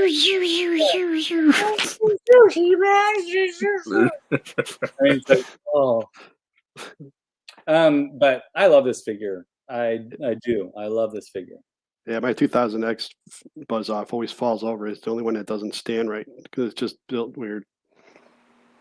I guess his design isn't as great as this. Yeah, right. He just always falls over. Yeah. I will say the 2000X, I like that one because they went in a direction that it made him very unique looking, and I still appreciate that, and I still think it's a great version.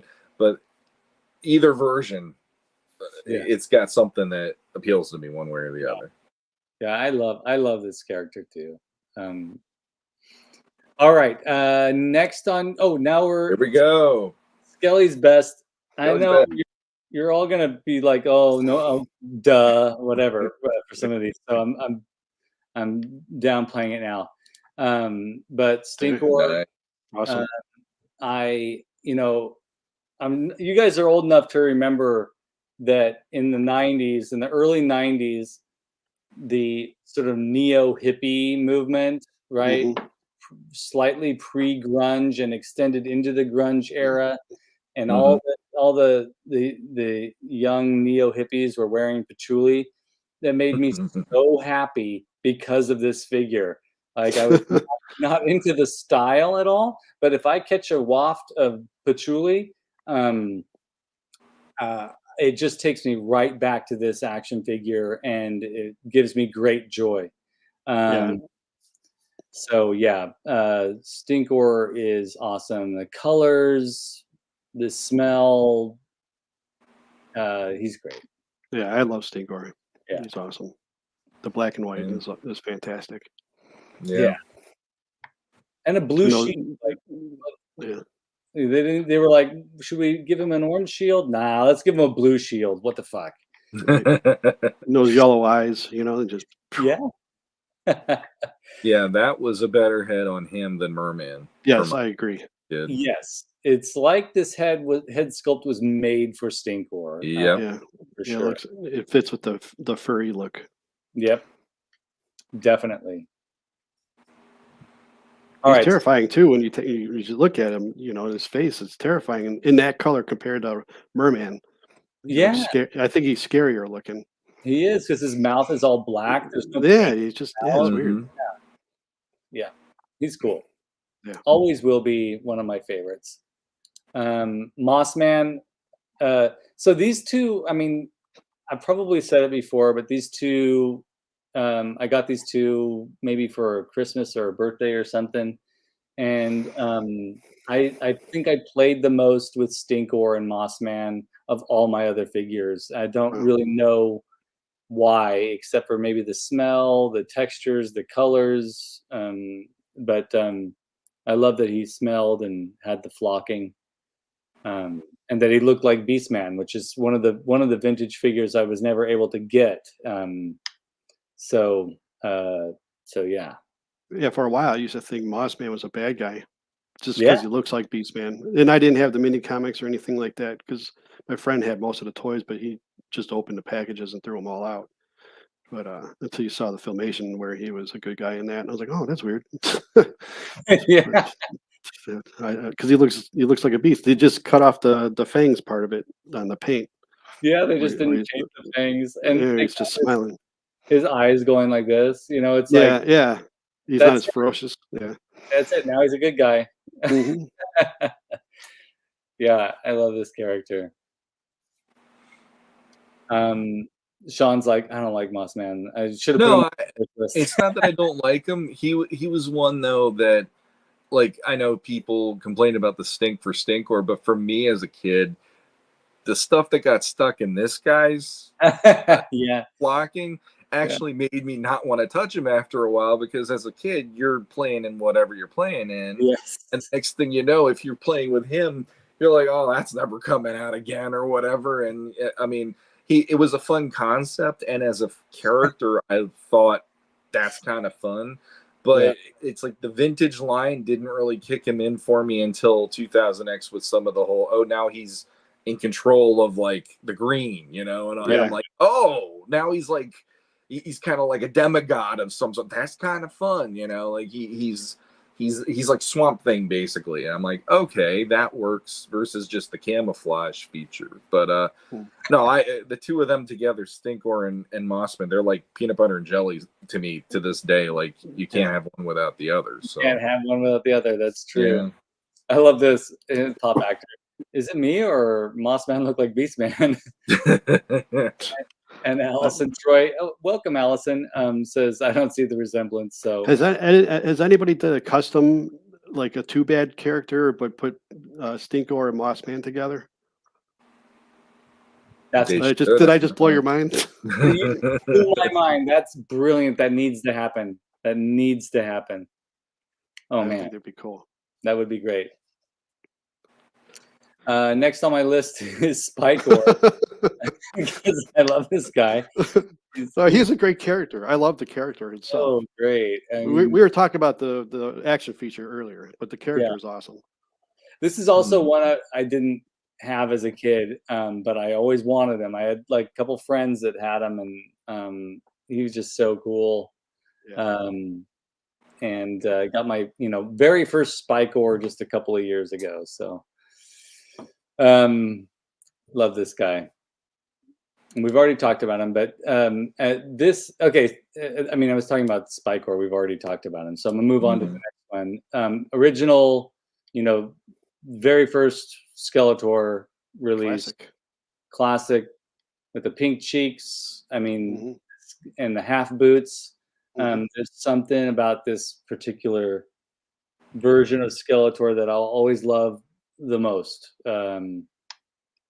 The paint applications on the face, perhaps just the simplicity of this character, and it's brilliant. Yeah.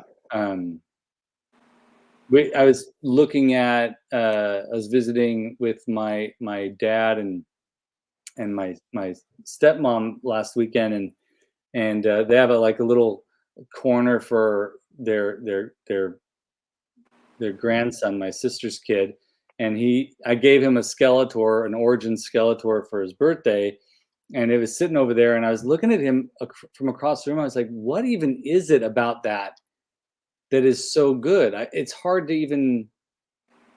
The skulls, sure, skulls are cool.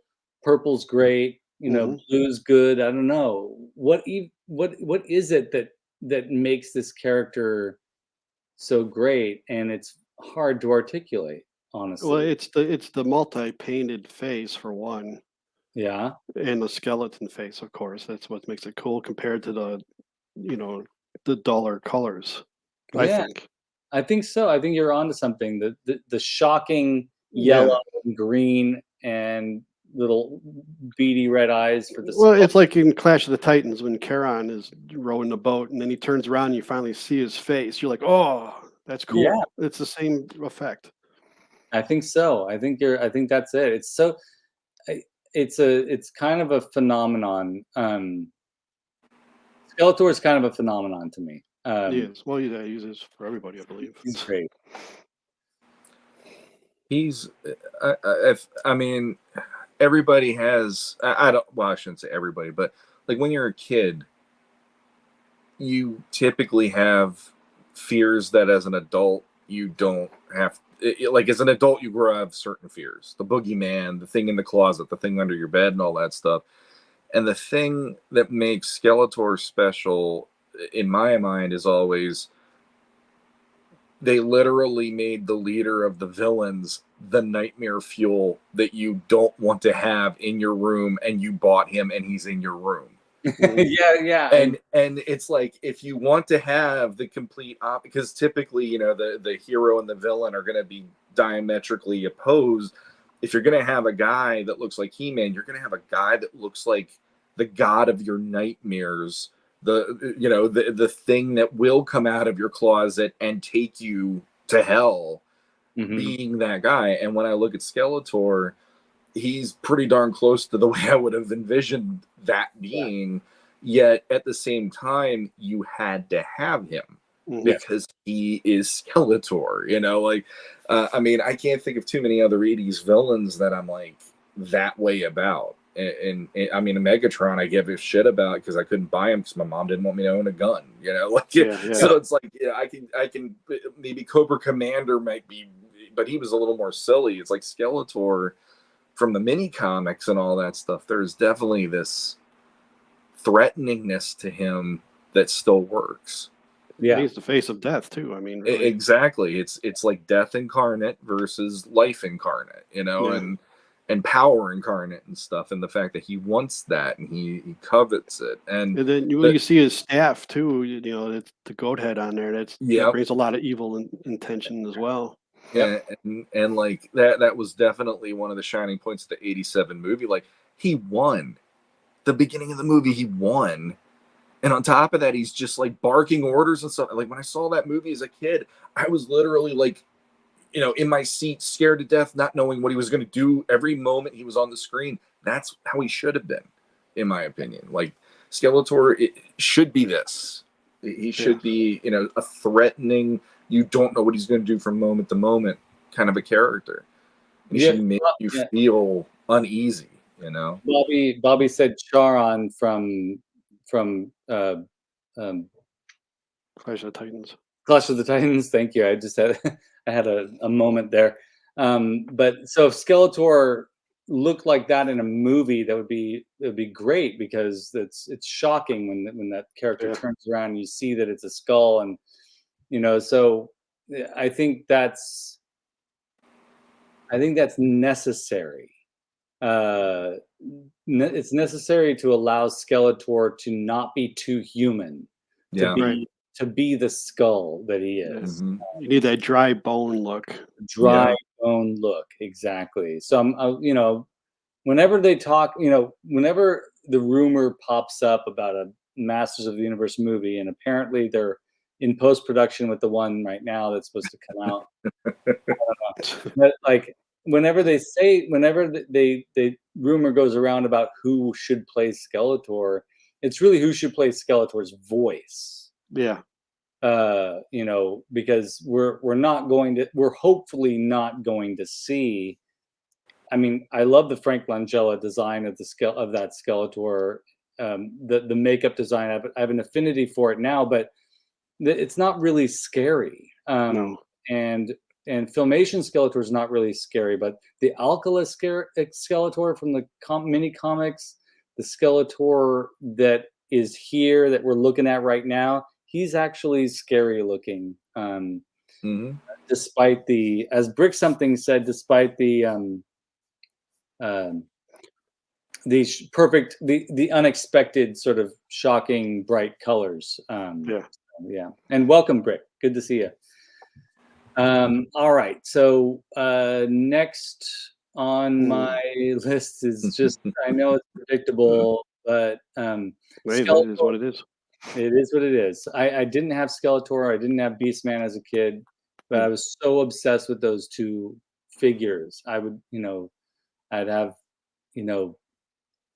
visions of these figures as I was falling asleep at night, just hoping I could get my paws on them eventually. But Beastman, for me, it's the surprising colors in contrast to this terrifying sort of face.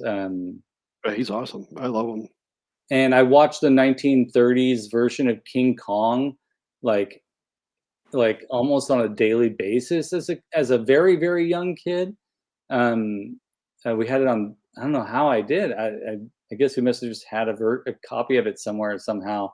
And I would watch a lot of that movie. And Beastman takes me to that stop motion Kong from that first King Kong movie a little bit, and gives me so it's like double layer nostalgia for me.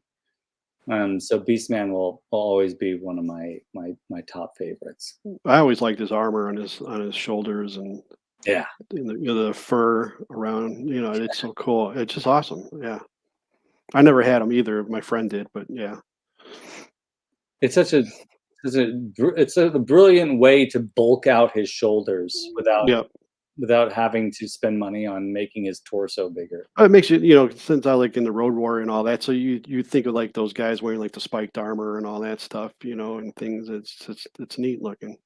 I love that stuff. Yeah. Oh, Brick something? That's interesting. Did anyone else see James Bond's Jaws, Richard Kiel on the vintage Beastman face as a kid? That's interesting. No. I kind of see that now that you're mentioning it. That's cool. They could, if they had, Richard Kiel was already a little bit on the older side when the '87 movie came out, but that would have been a good casting choice if he was a little bit younger. Yeah, he played one of the Canamitts in that Twilight Zone episode. Oh yeah, I'm a huge Richard Kiel fan. Jaws is one of my favorite characters too. He was also in Silver Streak, which is a great film. Oh yeah, I got to meet Richard Kiel actually. Did you? He and I went to school with his kids because in the mountain community where I went to high school, he lived up there, and his kids went to that high school. They're all nice kids, and I shook Richard Kiel's hand. It was like, I can't even explain it. My hand just sort of disappeared inside this giant hand. It was. Did you say "Ega" when you did it? Yeah, I did. No, I didn't know about that back then, but man, that would have been funny. Did you ever see that movie? Awesome. Yeah, I did. I finally saw it about 10 years ago. It's fantastic. Richard Kiel's great. Thank you for that, Brick something. Yeah, Beastman. Yeah, he like when I was a kid, the funny thing was, Skeletor looked like death. Beastman was the one that scared me more than Skeletor. There was something about it was like the feralness about him. I looked at him as he'd probably be the most ferocious. Skeletor would just be the one that's cold and just kills you. Beastman would probably eat you while you're alive. I just had that in my head. So anytime I thought of like the darkness of Eternia, he was what I envisioned in that darkness waiting to pounce, and it always gave me the creeps. So it's kind of funny. Like Skeletor scared me, but Beastman terrified me. For sure. And again, we don't want to see a Grizzlor looking Beastman in a movie. We don't want to see a Filmation looking Beastman in a movie. We want to see this coming out of the shadows. Mm-hmm. You know, crawling out of the shadows, and we don't want him to be a bumbling idiot either. Although I love that in the cartoon, but well, yeah, it works for Filmation, but yeah, for the movies it wouldn't. yeah, we want to see this guy be a menace and a real threat. He's such a cool design, and he better have the white and blue on his face if they ever in a movie. It has to. Go ahead. Sorry. I said he has to. The thing about that, like, that was such a striking part of him for me, and it's like it made me when I was a kid. That was definitely part of my headcanon was, you know, he's got to be a part of a tribe, and you know, it's like the makeup was part of that, and it made me start wondering what they're like. So then it's, you know, it's like it's all in the creation of this line is perfect for how you map your own stories out as you play, because they gave you those hints and they gave that, and that was it. Go for it. Have some fun, kids, you know? And he spoke a lot to me because of all the little details about him. Oh yeah. And you know, I was already aware of Kiss when this guy came out. And so his makeup reminded me a little bit of like Gene Simmons makeup. I mean, I'm calling it makeup, even though it's probably not makeup, but like war paint. But he reminded me of Gene Simmons, which I'm sure they did on purpose a little bit here. But yeah. I'm laughing also because the chat is going. It went from Richard Kiel Jaws to the Jaws movies, and now Allison Troy is defending Jaws 3D as the best. I love Jaws 3D, Allison Troy. So I'm with you on that. Although I wouldn't say it's the best, but yeah, it's a great bad movie. It's fantastic. Anyways, I do have honorable mentions for bests, and that's Evelyn is spectacular. Yes, the colors are great. The colors are fantastic. I'm a fan of the yellow-skinned Evelyn. Me too. People are not. Yeah. I love the helmet as well. So John from Figuratively Speaking, this is the Evelyn you're getting, by the way, yellow-skinned Evelyn, based on the toy. And the Mondo, you saying? No, the John as a Patreon, he's getting a painting, and he chose Evelyn. So I hope he's happy with the yellow skin toy version of Evelyn, because that's what's happening. Yeah. Yeah, just the colors are fantastic, like you said, Bobby. Yeah, that light blue. Always there's something, it's just like the buzz off thing, that light blue on her for some reason takes me back to childhood too. I don't know why. I think I would just stare at the color scheme of her as a kid, and that was the main color that always kept bringing me in for some reason. And I agree with what Allison said. She's a really excellent reuse of a figure to make a whole nother figure, and it works for me. Like in that box art, we discussed that just the other week with the artwork, just like her lurking and looking and watching He-Man and all that. It's like that set the stage so perfectly for who she is as a character when you got that figure. That it was great. Well, the yellow skin also screams evil compared to like if she was just a regular, you know, like light skin like Tila, she wouldn't look right. Yeah, but the yellow skin, she looks evil. Yeah, it makes her. Yeah, it's like she does it, like I almost looked at it as that's like a side effect of her making the evil magic.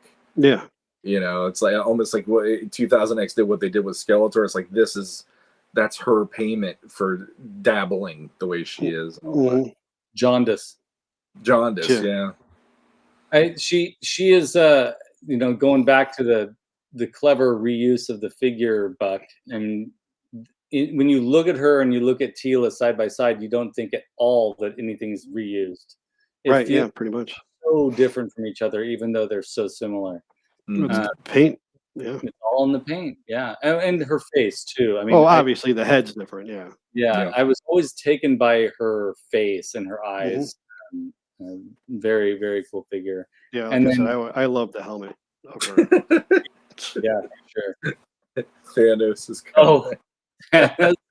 she's just a heavy. Oh man, totally. And Trapjaw, Of course. without question. Right. So yeah. All right, now on to my worst. Hey, awesome. I put them all in here because I just if I were to get one just to get a weirdo from this particular branch of Masters, I'd get Cometroid. That would be the one I would get to if Yeah, I did. the colors are good, and it's just such a weird decision. Mm-hmm. Gorilla is pretty funny too, but yeah, I just can't get on board with these. But they're all reused from a different line and Yep. just repainted and thrown Masters of the Universe on the card and said, "Here you go."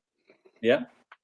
But yeah, Cometroid. I mean, the color, but the purple of Dinosaur is great. It's a nice bright purple. I like the fat Crocobite and the fat crocodile. And Gorilla is super weird, and Cometroid is great. But I just can't. I think either I think Astroline is the only one that made it into the She-Ra cartoon. Oh, okay. Yeah, one of them shows up really late in the season. So I haven't. Yeah, I'll have to rewatch those because I stopped. I was trying to get through all of the She-Ra episodes, and I stopped and went back to He-Man.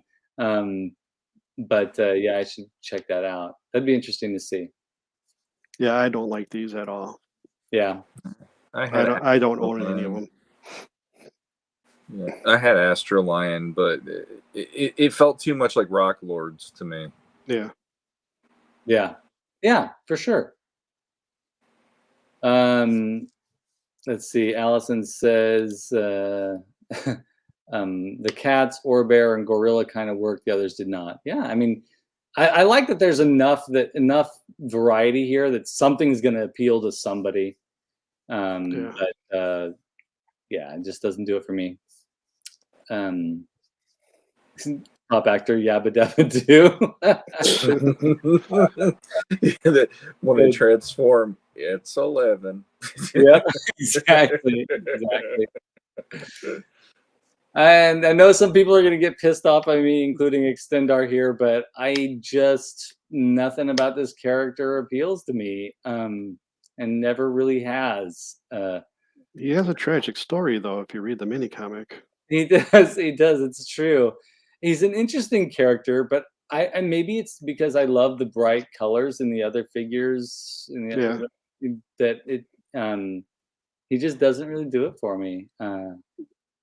When I display him, I have him stretched out so he's tall. Yeah. I don't have him crouched down like that. That is a pretty great action feature, I have to say. It is cool. It's neat, yeah. But it's also hard to play with too if you were a kid. I never had him as a kid. Yeah. But it would be difficult to play with that feature. I had him as a kid, and I can tell you, having a Shining Knight standing next to He-Man with a door knocker on his chest was what I wanted out of this line every minute of my life. Yeah. No, I honestly no. Like the only thing that I liked about him was the mystery of what his face looked like. Yeah. Because you can only still see a little bit of his face when you extend him, and the pearlescent armor was kind of cool, but it was all in a weird character. Like if they just did a knight and he was pearlescent, that I think I would have enjoyed. But all of a sudden adding the extending bits, it made it a lot wonkier than I wanted the figure to be, I think. If I were to get a knight, I'd get, the Fisher-Price, the little Fisher-Price knight. Like I was more fascinated by that little figure. What are those called again? The little tiny Fisher-Price. What are they called again? Anyways, doesn't matter. Adventure people or something? Something like that. Something like that. they had a little knight that came out in the 70s, and I was more fascinated by that than I was with this guy. But there's something fascinating about the armor covering the face and not being able to see that until you extend him out, which is kind of that is a cool play feature. But this guy never really did it for me. His weapon's really goofy too. Yeah, what is up with the weapon? It just opens up, it unfolds, and it's like, I don't know if it's like a big shield or something, but it's for extra coverage, I guess. And one thing that I did like when Classics did it, they had the lance at least. So there was this feeling of, okay, now he's defensive and offensive versus it just being, because like as a kid, I could appreciate Captain America, but when you just have a dude with a shield, it kind of blew my mind going, you don't have anything else. And in the case of this didn't work for me, but Cap throwing a shield sure as hell made me go, okay, you win. I'll let you do that. That works. But him, it just was like, you have a shit, just like Stinkor. I was like, Stinkor should just be offensive. He should just here he is. He's speaking. He don't care, loud and proud. Boom. You know, he didn't need the shield, in my opinion, but he had one. Shield. He does for himself. He puts it over. It's like good luck getting near me to even use my shield. Why the hell do I have this? You know. So an extender, it's like he was such an odd. He didn't have anything weapon wise except a shield, and I'm like, they couldn't have come up with the lance idea then, where maybe it extended or something, you know. Sir, extender a lot. Yeah, it's like you're starting to get into puberty. Let's talk some of this stuff. Extend. I am extender. It would be better if it was like remote controlled. Like if you pressed a button, he would like extend instead of just pulling it. You know, I think it would be better if it just opened up by itself. That would be cool. That would be cool. Yeah, motorized or whatever. Rick something says that the little knight came with the castle playset. No wonder. I love that freaking castle playset, man. Oh man, it's still one of my favorites. And Thanos begs to differ. It could be a great weapon. This shield can be a great weapon. Well, you can bludgeon somebody like with it, sure. I mean, I'm not gonna argue that at this point, but for me at least, it's like when you see this is the figure, that's my argument. Is like this is only adding to how boring he looks. Like he literally came with a shield. And that's it. Like, and he extends. It's like, all right. Yeah, and it's bright red. You know, his shield is a laptop. It's confusing. It's a laptop, and he's got the weapon of knowledge. Don't make me fight you. I'll kick your ass with my power book. I swear to God. Yeah. I have the power book. I have the power of PowerPoint. These are reasons why you shouldn't fight me, and then they fall asleep out of boredom. Yeah. Yep, totally. Brick something says spring loaded would have been great. Yeah, I agree. Yeah, or something. Yeah. All right, so Extendar's on my list of worst, and so not Twistoid, but Rotar. Like I don't see any. I don't really have. There's no appeal to me in this particular figure. Yeah. And he's really. If you take off his mask, the terror of what his face must look like underneath there, with his sort of oblong jaw and strange short arms. Yeah. It's a very strange design. And I think it works better with Twistoid, but not so much with Rotar. Yeah. I feel so bad for both of them because, like, why are you living a half life, man? That's horrible. Like, every time I look at those, I'm like, hey, there's nothing about them that appeals to me, and this is still true. Like, yeah. You just think of them flying around on the ground and they have that Jetson sound. Yeah. Hey, that's cool. It's sort of a half glass, a glass half full type of scenario. We got to look at it from a positive standpoint. These guys must be having a blast spinning around like that. Yep. They're laughing while they're crying at the same time because they don't have legs. Poor guys. Yeah. It's tragic about Rotar. Yeah, pop actor. He reminded me of like a short Ram Man. It's like, here's the version we meant to give you kids from Filmation, but we're going to do it as a top now. And that's part of why I was like, does not compute for me, at least. Yeah, he does kind of look like the Filmation, like the same size as the Filmation Ram Man, right? Yeah. All right, then the next one's we're all in agreement with the worst. Yeah, I just doesn't quite do it for me. I'm sorry, it just doesn't quite do it for me. But I do have an affinity for GoBots, so disliking these doesn't quite make sense. Well, GoBots is different. It's different. I think just because it transforms doesn't mean it's a good idea. Well, I will say one thing about these that I was kind of mind blown. The classics version of these, I got them at one point. I hated them more than I hated the vintage because every single piece of rock ends up being something you clip onto those figures. Yes. And they're like jankier for that reason. And it's like, it's either I take the figure and just display the figure without the rock pieces, but then it doesn't feel like the figure anymore. Yeah. So like I ended up selling those because I'm like, I literally do not want to deal with this on my shelf over and over and over. So yeah, that's one time where I'm like, the vintage got it right, even though I know people hate it, but I like this versus any upgrades because the upgrades just made them even more awkward and annoying. That's a really interesting approach to this. Like, then maybe these are the best versions that we've had so far of these characters. Yeah. Well, all the vintage are the best versions, in my opinion.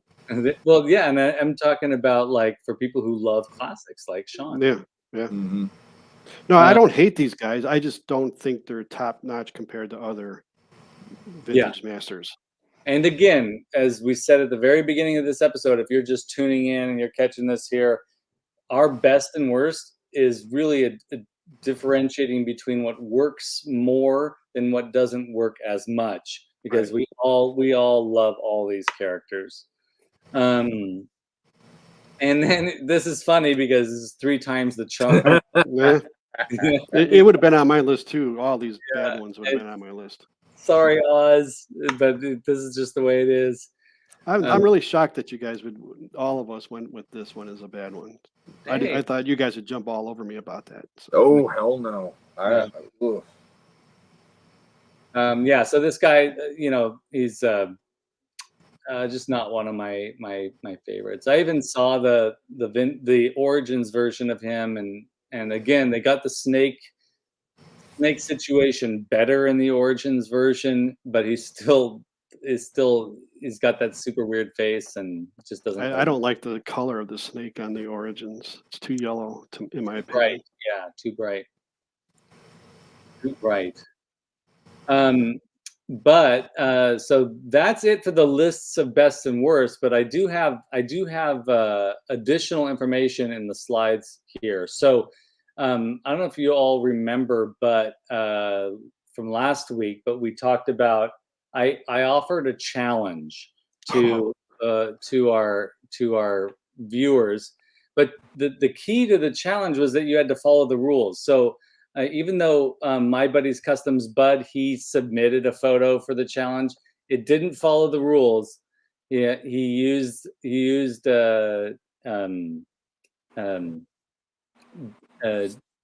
digital cut and paste thing to do this, but the challenge was put an Oscar Mayer hot dog in your collection, and it's got to be a Where's Waldo, and it's got to be a real hot dog in and amongst your action figures, and can't be too overt. It's got to be kind of like Where's Waldo. And I'm happy to say that that Cobweb sent in a really hilarious hidden Oscar, and so I want to share that with everybody here. It's great. So he gave the Oscar Mayer Wiener tongue lashors. I don't know if you can see that there. I had to zoom in. Funny. But I love this because that's exactly what I was asking for. Just put, put him in there. Don't make it too overt. He is perfectly centered right there in the middle. But if you were just glancing at this, you probably wouldn't notice. And it has to be the Snake Man after we just bashed the Snake Man all night. We just bashed the Snake Man all night, and here we go. Yeah, exactly. I got a kick out of that too. And then for as another honorable mention, Mark Enright from Motorheads. He did a hidden Oscar, but it's Nice. slightly different approach.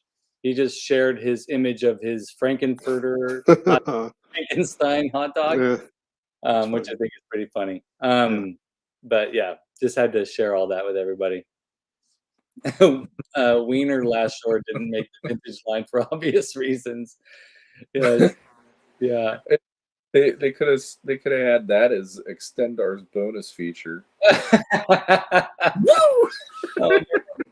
But I thought we would get more submissions, but I'm really happy with those. Like and Bud's was funny, but it didn't fit the parameters of the competition, I guess. Yeah. Well, out of all the figures that we've shown tonight, you guys picked all my worst figures as well that you had on your worst list. The only figure that wasn't listed as the best was Zodak. He's one of my favorites. So yeah. Zodak's funny for me. You and I have talked about this, Bobby. Like I've always had mixed feelings about Zodak.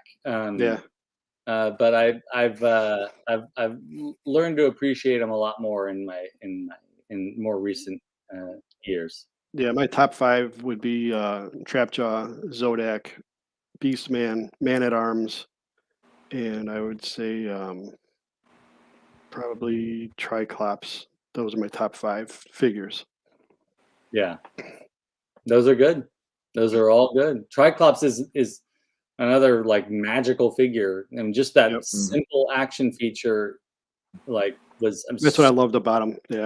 Yeah, I was so deeply fascinated by that. Like turning the eye. That's all. That's all you need. I could do that for hours. I still can do that for hours. Yeah. Yeah. He almost made mine actually. He was one of the darlings I had to kill off because I had 8 at one point.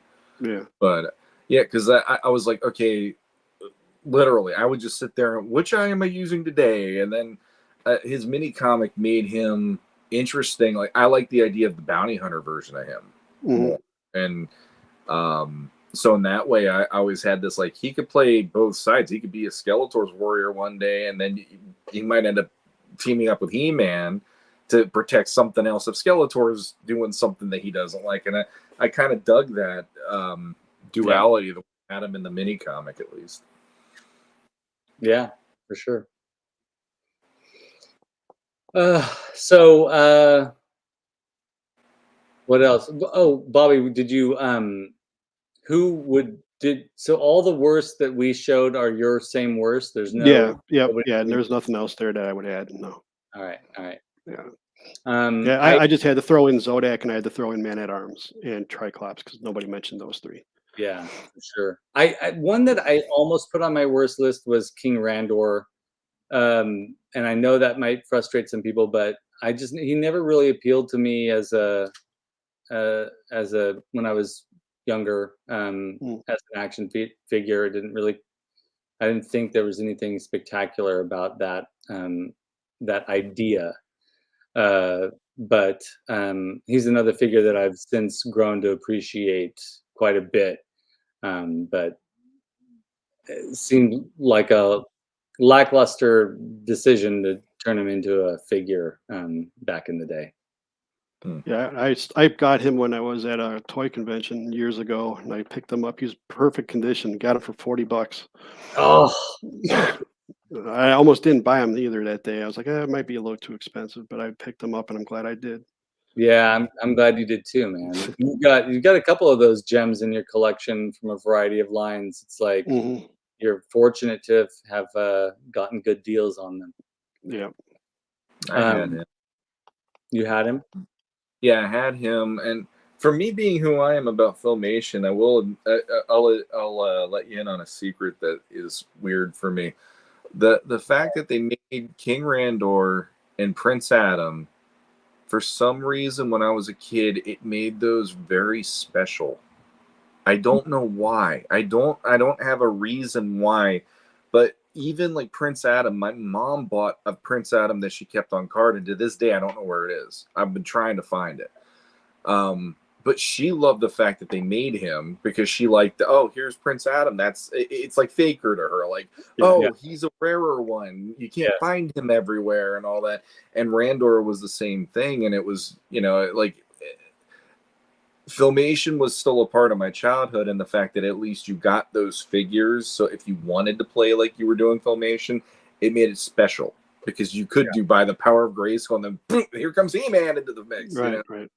Yeah. And Randor, I thought it made him look pretty badass, even though it was Jitsu's armor. I was like, he looks like he's going to take care of business. Yeah, he's a good guy. I like him. Yeah, for sure. He's tough. I still hate the Burger King Association. I know Bobby hates it. Well, there's a variety of things going on in Pop Actor's statement, right?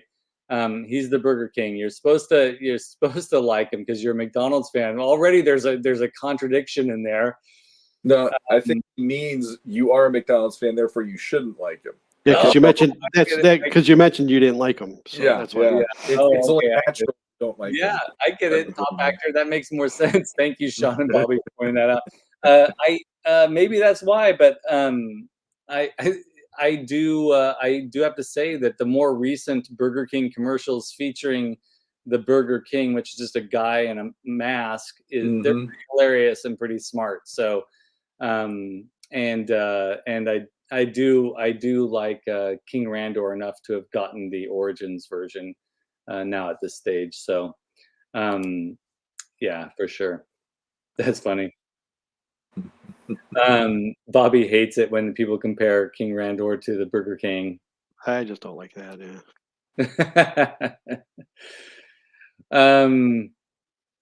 Yeah, that's the only one that I was like, if I was gonna push it, if it was like a list of six figures that I don't like, I might push it into the King Randor territory. But I just because it didn't quite make sense as a kid to me. But and I'm surprised actually that I thought someone might throw Prince Adam on the list just because I know there are people that have mixed feelings about the vintage version of Prince Adam. I don't have a problem with him, but I think he's great. Yeah, I do too. One that I've been sort of scoping out on eBay to try and find a good deal because, I mean, I had a friend who had the Prince Adam figure as a kid, and I always thought this is cool. The colors are weird enough that I know what they're doing with this, but it doesn't quite look like. It just looks like He-Man in a different outfit, and that's how they did it in Filmation as well. So that's why I didn't mind it at all. Yeah. I kind of dug the fact that there was more pastel, I guess, colors for the Filmation version. Yeah. But the figure it was more burgundy for the vest and stuff like that. So there was more. If you didn't want this figure to have like this pink vest, he felt a lot more like he fit into the line compared to if you got a Filmation legit painted version of him, And so in that way, I think that's part of why I thought it was a little more special. I mean, he had soft goods. That was different. There weren't many with soft goods in the line anyway, except for a few capes here and there like Randor and stuff. But I don't know. I mean, like I said, I'm not the biggest on the Filmation stuff compared to others, but there was something kind of special about that figure that I don't know even what it was. But when I got him, I was just like, I'm glad I have this. He's really cool, And it only made it more fun to play because then I could do by the power of Grayskull like on Filmation. So it's just another example of the bold color choices working spectacularly well. It's hard to explain. There are color choices in Masters of the Universe that that don't really make sense together. And so, you know, Prince Adam being in those colors in the Filmation cartoon and being in those colors as an action figure, it, you know, by any you know, logic based on male predictable standards, you know, especially in the 80s, doesn't it doesn't make sense you'd put a hero in those colors. I'm so glad that Masters of the Universe took those risks, because it allowed me to enjoy the color pink and be able to defend enjoying the color pink as a kid in the, you know, and like I keep saying it, as a kid in the 80s, if you were a boy that liked the color pink, you were made fun of. The Masters allowed me to like purple and allowed me to like pink, and as an artist, it's something I'll forever be thankful for. So, I mean, thank goodness for Prince Adam. And then where is it here? I saw something. Cobweb says, "Oh, did Web Store make it into the list at all?" I was contemplating putting Web Store in there. I've always liked Web Store. Same. Yeah, but like I said, we limited ourselves. Otherwise, we'd be here for, you know, 10 hours talking about this. Yeah, right. We'd be talking about every single. We just get the Pixel Dan book out and just talk about every single figure. But yeah, he's definitely on my list of one of the best. Yeah, he's a good one. We saw Spike-Or a couple times tonight. I'd say Web Store overtakes Spike-Or for me every time as one of the villains. I can see that. So guys, we're coming to the end of our stream tonight. We missed having Adam. We missed having Oz. Guys, I hope if you're watching this, we missed you. Hopefully you'll both be able to make it to the next one. Shawn, Bobby, what's coming up for you guys? Anything exciting? Nothing really. Just I was like, I'm just waiting for next Thursday. Yeah. Nothing really. How about you? Yeah, how about you guys? I feel like I'm the referee at the tennis match when I'm down here. Yeah, totally. Yeah, we recorded the latest episode. I think it's 102, if I remember right. Check that out on your podcast apps, and it's also up on YouTube already if you want to check it out that way. And tomorrow night there will be another episode of Off-World with me and the Dooch, Jesse, and Curtis, where we will be doing probably spoiler-filled review of Across the Spider-Verse. Oh, cool. So if you want to check that out, 9 o'clock tomorrow night. It's awesome. I'll definitely be checking that out. I'm excited about listening to the newest Legends episode in the morning when I'm making the coffee for the family and getting up and getting ready for work. I always listen to you guys then.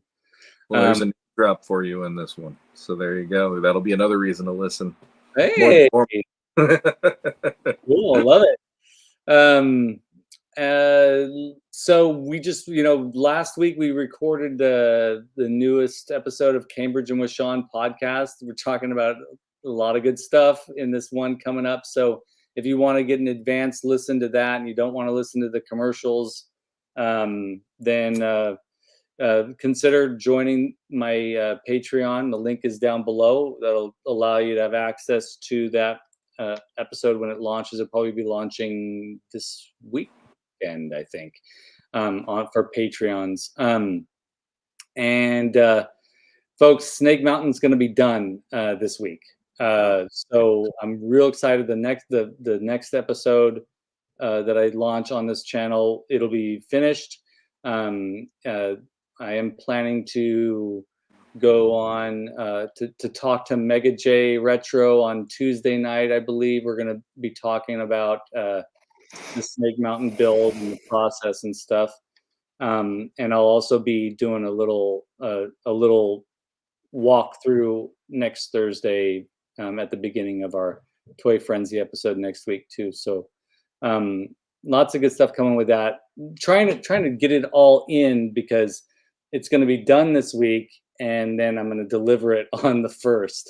So it'll be done and gone out of my life within a week. So that makes me sad and also makes me excited at the same time. But it's been a really, really fun journey with this particular build. And I want to say I really appreciate everybody for watching those videos and your really amazing comments. It's been awesome to read. It makes me feel like Shawn, you know this feeling, and Bobby, you know this feeling when we're performing or when we're making art. It's like it's hard to know what we're doing is worth it, but hearing from folks that it is, it's like really heartwarming and nice. Absolutely. And also thank you to all of our patrons. We really appreciate every single one of you. You're all awesome, and I feel like I'm missing something, but Oz isn't here right now to